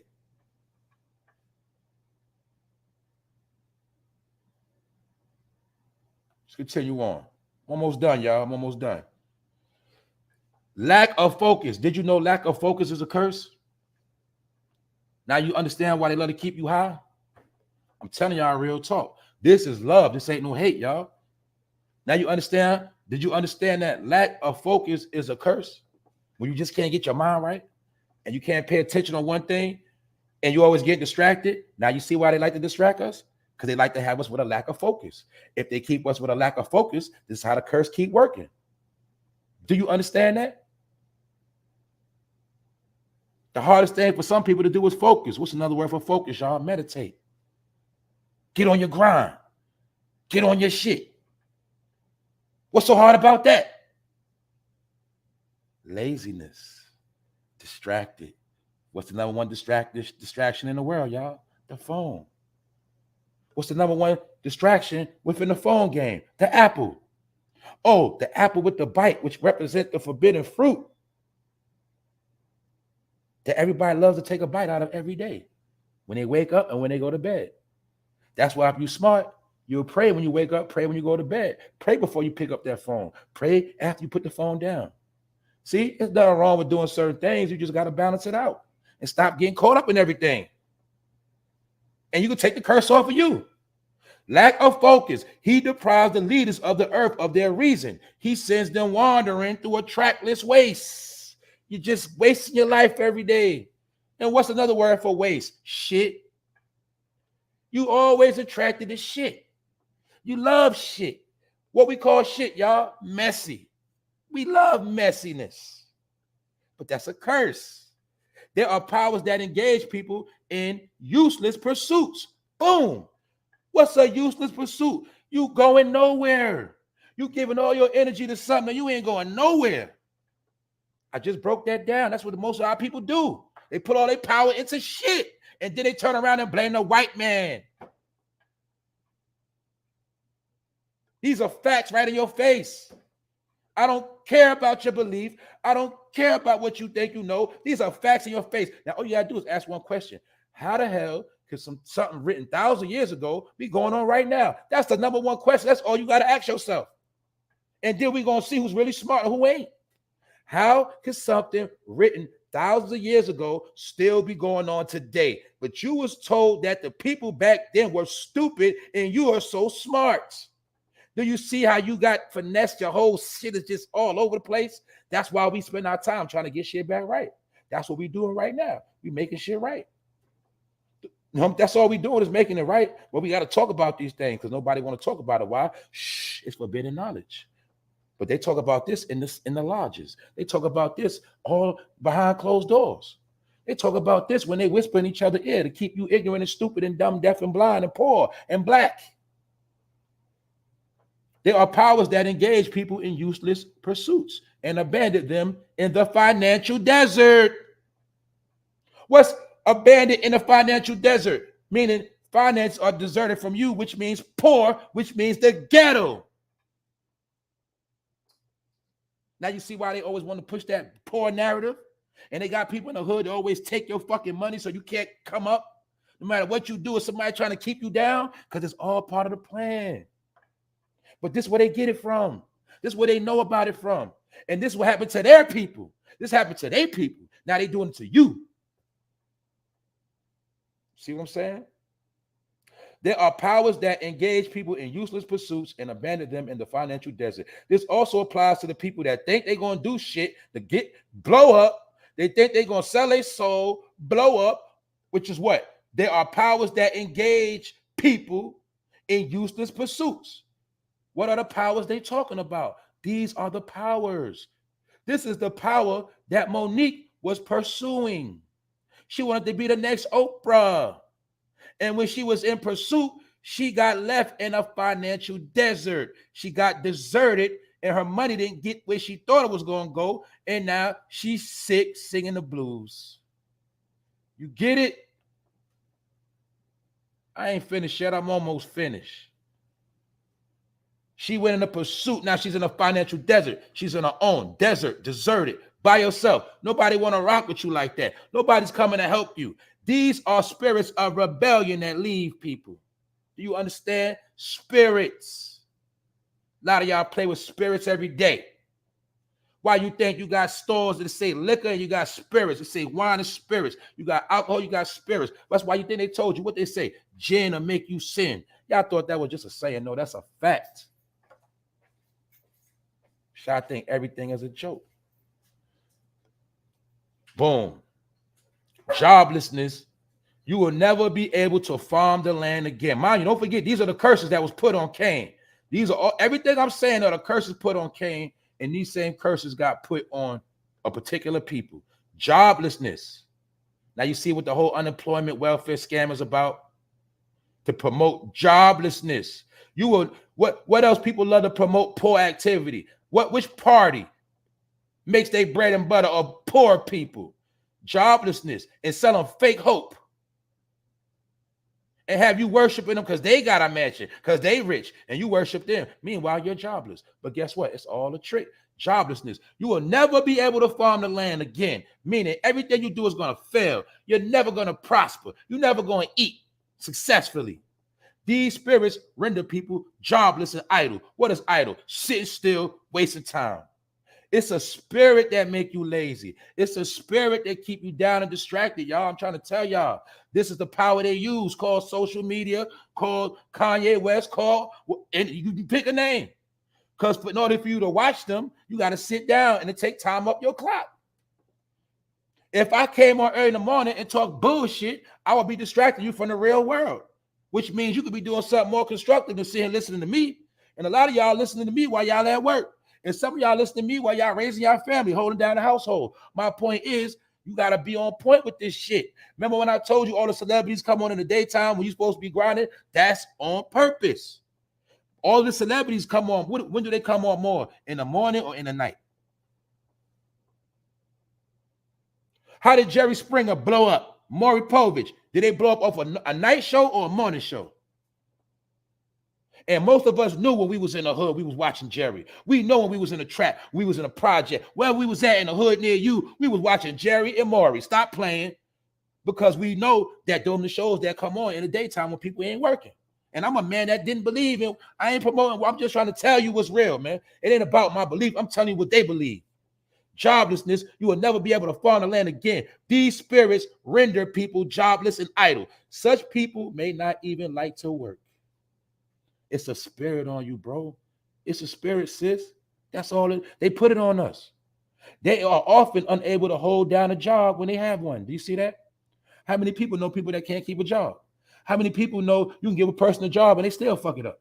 And you got some people get a job and they look for an excuse to quit. I used to be like that. Yeah. But I didn't know it was a spirit to trick me into being a lazy, crime committing ass nigga. And my point is this, don't get it twisted. It got to do with business as well. This is why starting your own business ain't a sin. You do understand that? People think a business is evil. Everything ain't evil. No. A business, this deals with business. It ain't got to do with just a job working for somebody. It's business, putting in work, being constructive. And just like I said before, you may have an idea to start your own business, then the devil spirit gonna come in your mind and try to discourage you. You can't do it. But what about how I'm gonna do this? How I'm gonna do that? Where I'm gonna get the startup money from? But that's not how you're supposed to think. You're supposed to put in your head, and then naturally things gonna occur to get you where you're supposed to go. But that whole spirit of Cain and vagabondness, it make us be doubters of ourselves. Therefore, we don't get shit done. That's a curse, y'all. Meanwhile, we watch everybody else that got money, and our brain is thrown off when it comes to thinking for our damn self. Why? Because of lack of focus. So when a nigga say he's showing you his material shit to inspire you, that's bullshit. Because you can't be inspired on nobody else's shit. You could be interested in it, you can like it, but that ain't gonna make you go get nothing. It gotta be already in you. And if you got a spirit in you, no matter what I show you or tell you, this shit ain't gonna matter anyway. Why? Because you possessed by a whole nother spirit. That's why some people gonna hear what I'm saying and get mad as hell, because they possessed by that spirit. These spirits render people jobless and idle. Such people may not even like to work. They are often unable to hold down a job when they have one. Now you understand why some of y'all are with a person that has this spirit and you wonder why you keep losing everything and shit keep being fucked up? Because you're cursed with the person you're dealing with. For whatever excuse you make, the truth tell you this person ain't shit. The spirit tell you this person ain't gonna never bring nothing to the table. And you make excuses, but little do you know you indulge in the same spirit of Cain.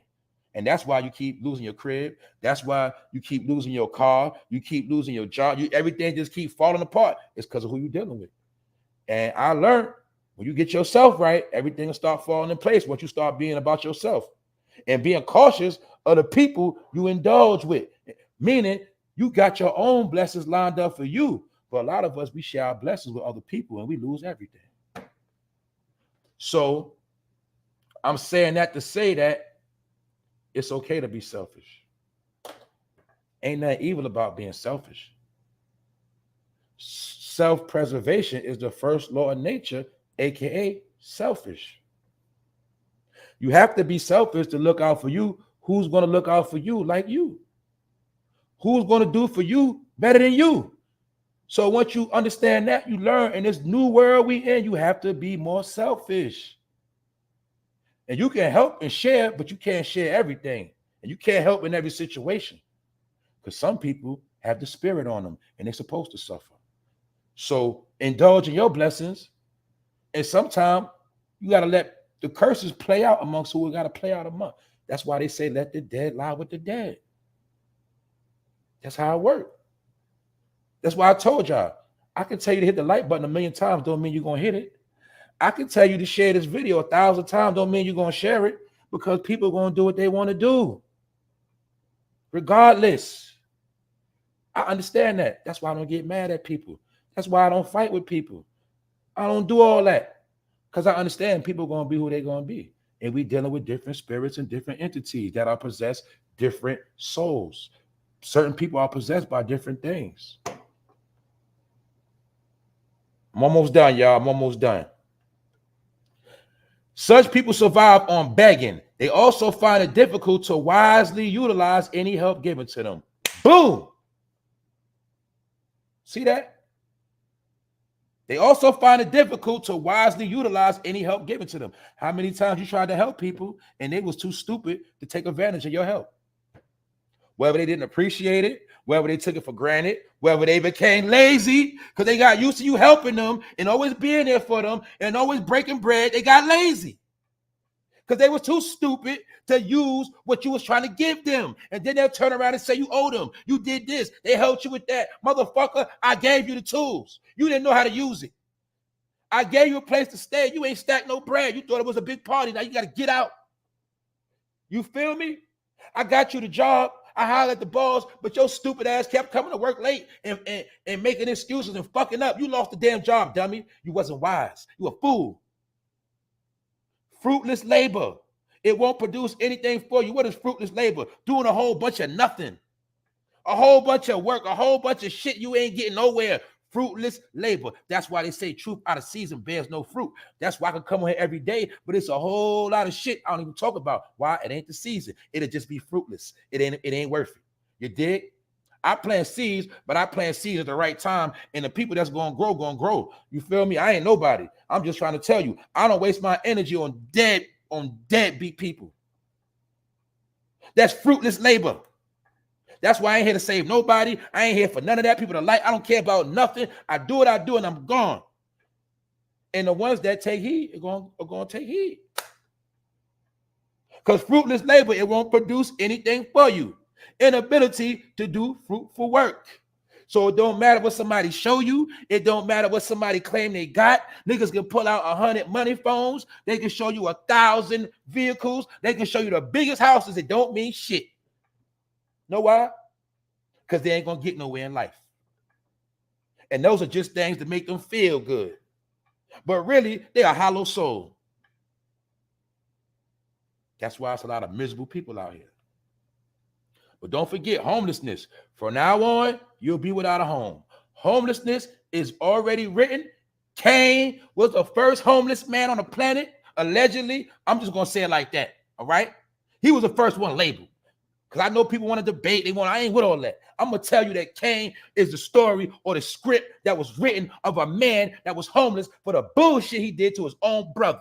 So you can't be doing foul shit to your brother and you think you're going to live a prosperous life. That's what I got from that story. That's why a lot of y'all are still without a home, because you did wrong to your own people. And you're proud of it. And you brag about it. And you think it's cool. And you tell your stories. You feel me? But that's why your life is shit. Inability to settle in one place. See that? Place to place, all over. You're never content, never happy. You're here, you're there, you're everywhere. You weren't stable. You didn't know that was a curse, did you? You'll spend the rest of your life wandering from place to place. Now you see why it's niggas grown as hell and they still shaking on one leg? Huh? And stop playing. Now you see why niggas got to put everything into a car, because he need that car to go from place to place. He ain't really got nowhere solid. I'm talking real talk right now. Those are all disguises. And also, don't forget what Luther said. A house is not a home if love ain't there. So you might be staying somewhere, but that ain't no home. You just rest your head there. That shit is, when you there, you really miserable as fuck. You miserable as a bitch. You just got to sleep there. That ain't no home. And some of y'all gonna spend your whole life like that, playing house with people you know what I'm saying? Your life is in shambles. Because guess what? You made it that way. You chose to live that life. Don't blame nobody. That's on you. And you got to kiss ass because you can't do shit for yourself. And when that person get mad at you and say, get the fuck out, your ass out. You done. Now y'all know that. That's why niggas got to keep more than one situation that ain't. Niggas got more than one situation, but ain't one of them solid. Why? Because when this one fold, I go from here, I go there, and that's the vagabond spirit when you live in your life wandering from place to place. Don't matter if you got a night, it don't matter. I'm showing you, man, it's already been written. It's going on right now. That's it. I'm done. Episode 291. We finished. The people that got it, get it. Salute to everybody that's been watching, everybody that's been staying in the room the whole time. Shout out to my people in the bushes. Shout out to everybody that understand what's going on. And like I said, you got to tell a friend to tell a friend, because we at the end. I don't got to sit here and dress it up.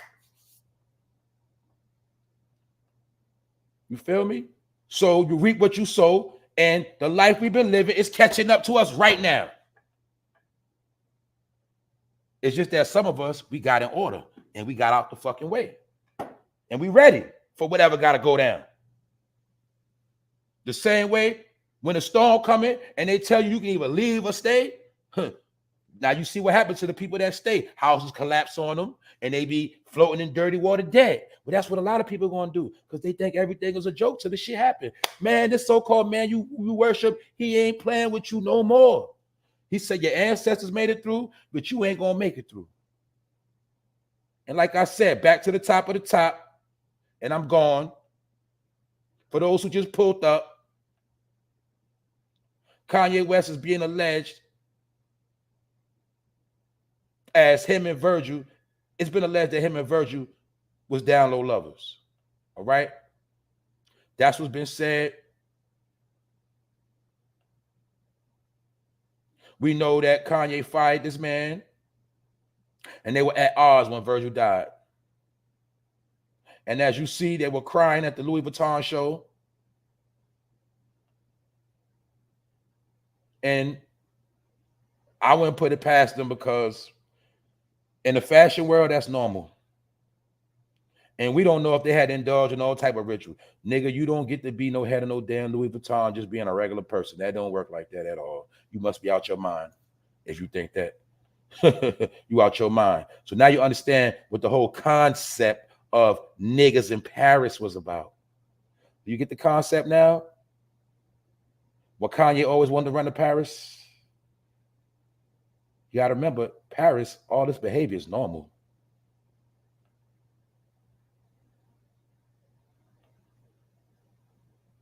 Was this his boo thing? Notice the rainbow in the back? Remember him and Kid Cudi always beefing, but we don't know why they beefing? Lovers quarrels. See Virgil and Kanye like they're on a date? Man, these dudes are weird. So I don't take none of them serious. And guess what? Kanye could never make me mad. Because know why? He ain't nobody. He's nobody but a jester and a puppet. I don't care about no damn Kanye. Y'all do.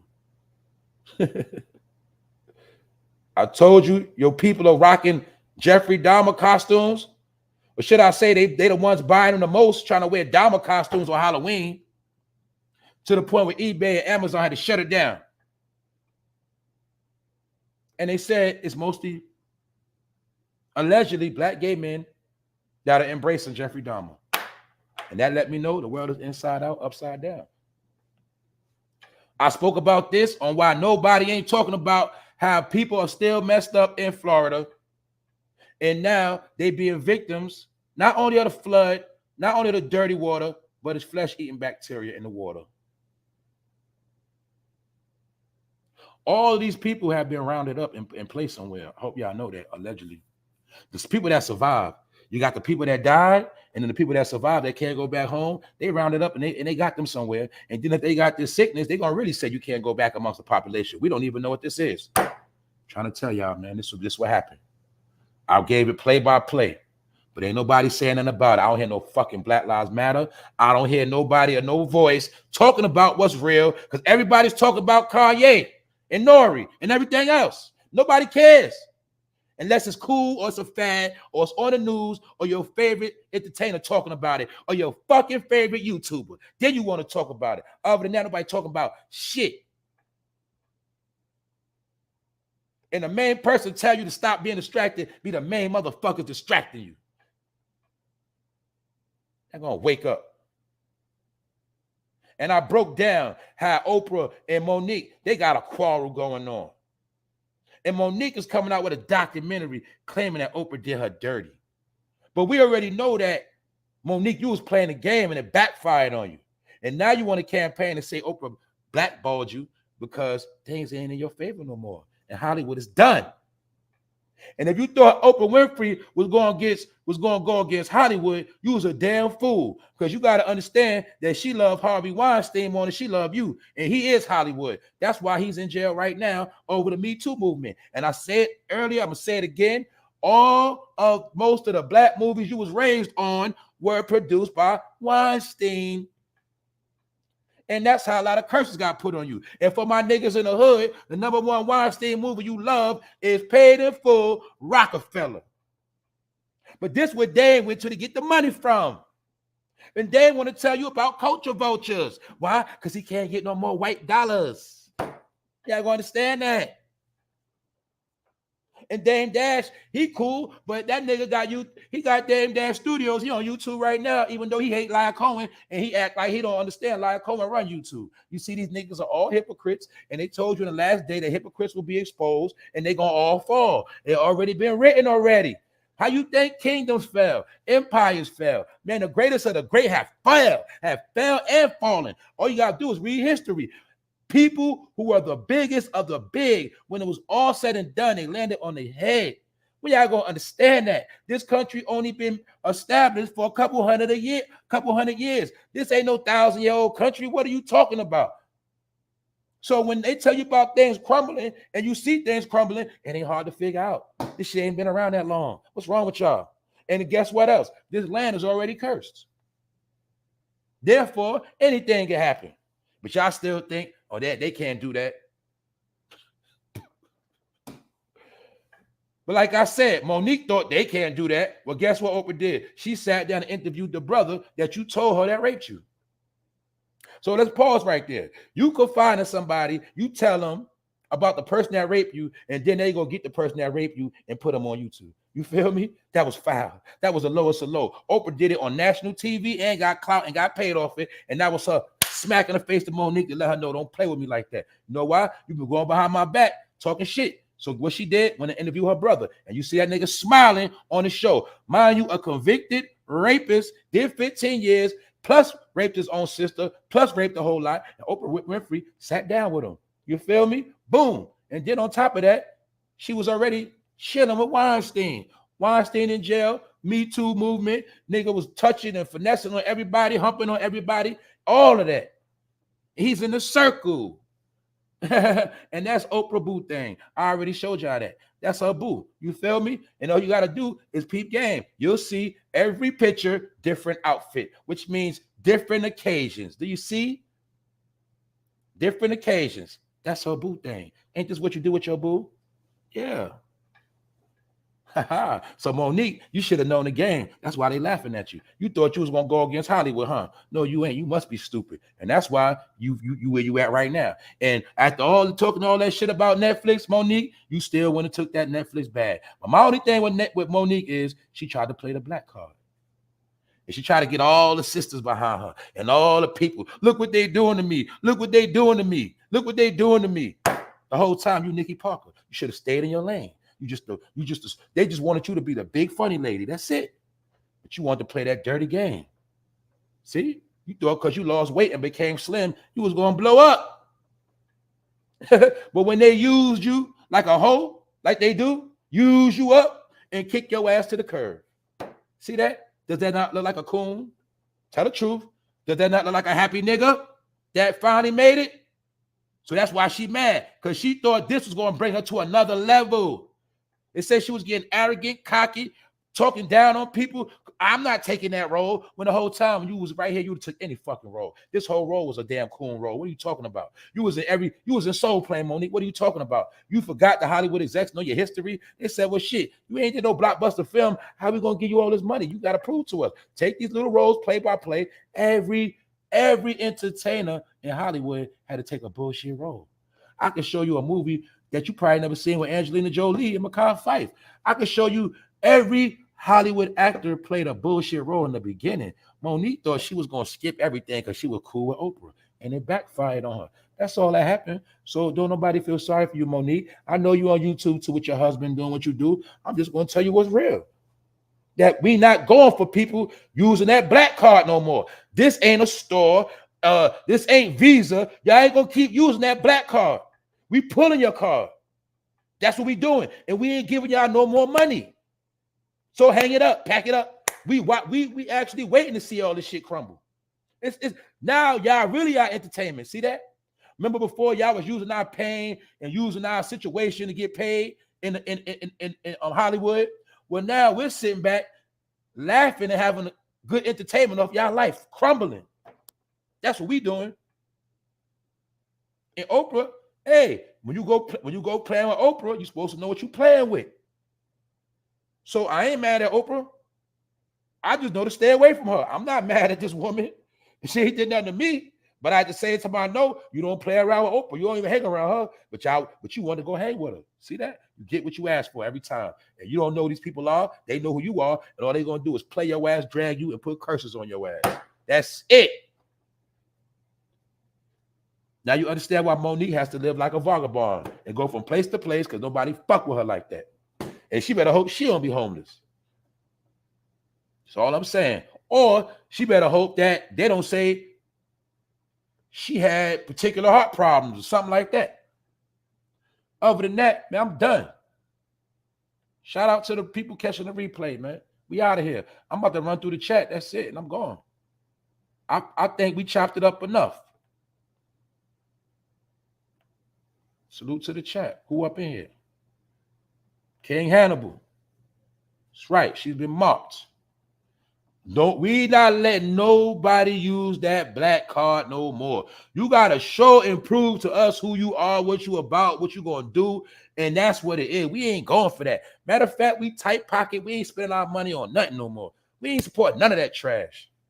You know, that's it. That's it. G-Rock, what up, G-Rock?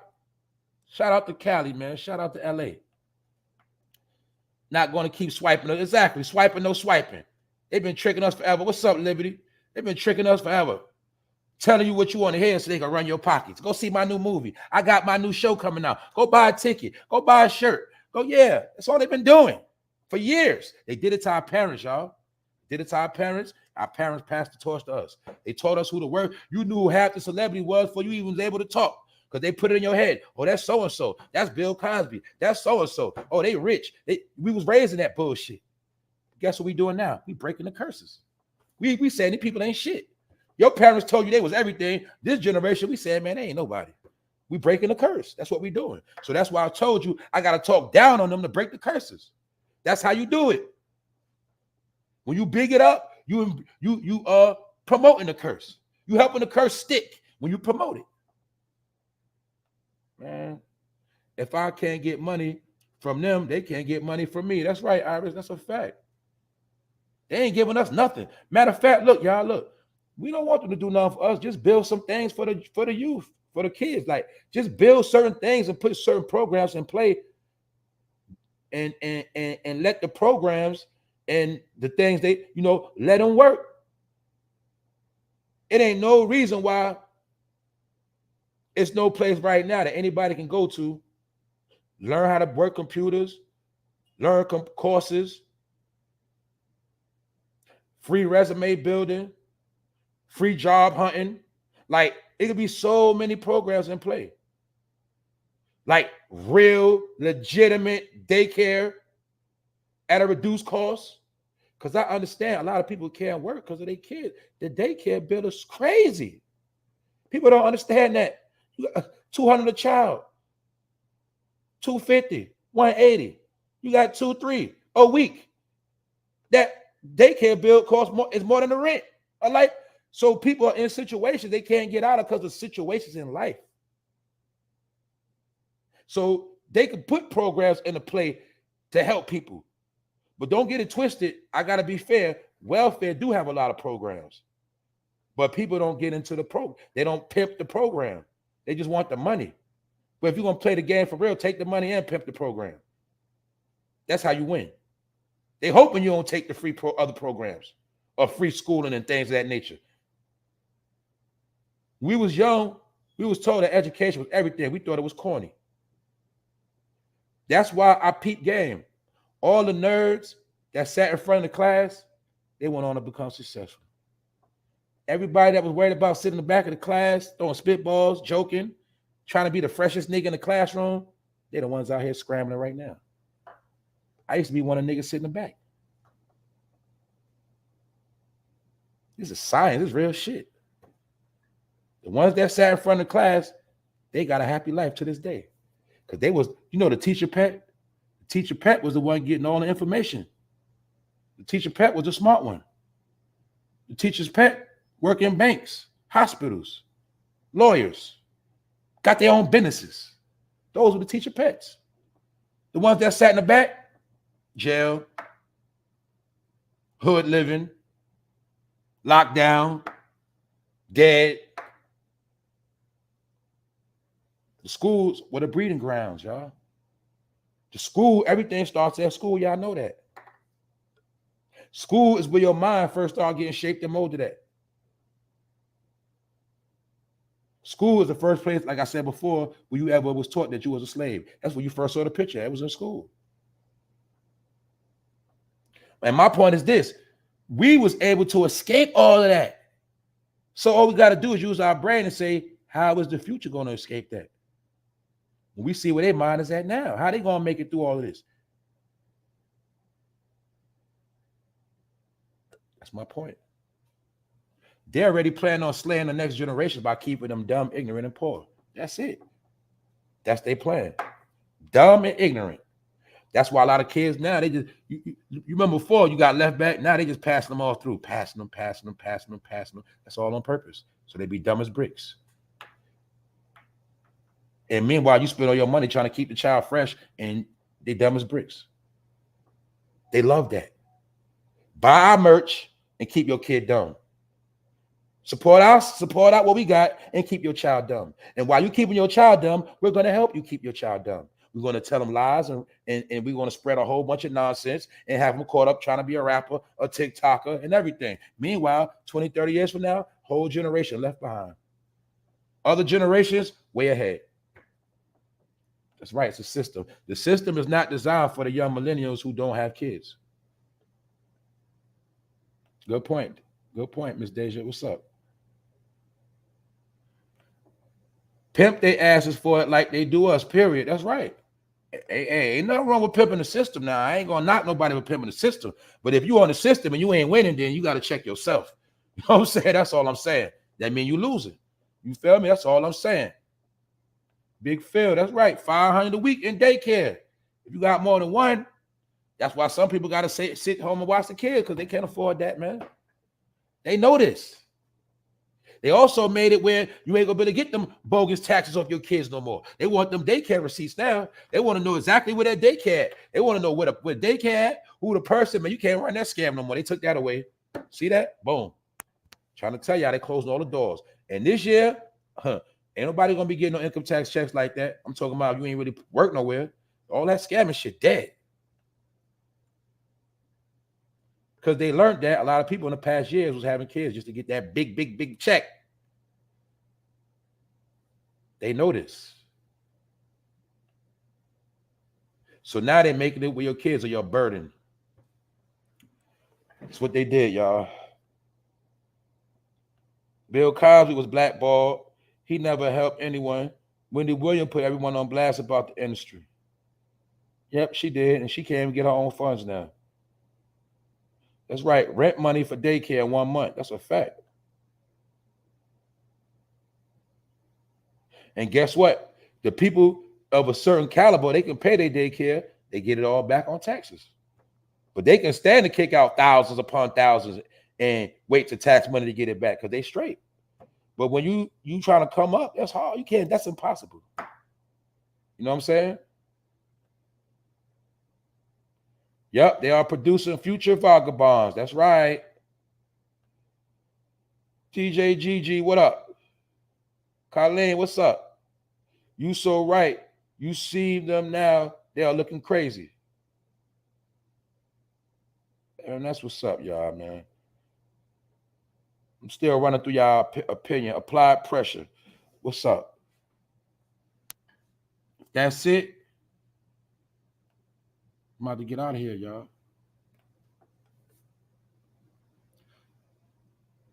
It is what it is. So my point is, like I say, at the end of the day, we all we got is just us. What's up, Juicy Peach? It's just us. We all we got.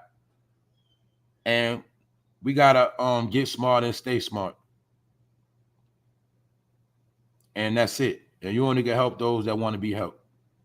Other than that, people gotta go through what they go through, and you can't save nobody. And you definitely, I'm talking about you can't save nobody grown. That's what I'm talking about. You cannot save nobody grown. Stop it. Stop giving grown people so much damn energy and just worry about those who can't do for themselves. That's really what it comes down to. So we went through it. We chopped it up. I think we got some things out of this. What up, D Mally from Cali? And I'm gonna keep coming with it. I'm gonna keep doing what I do.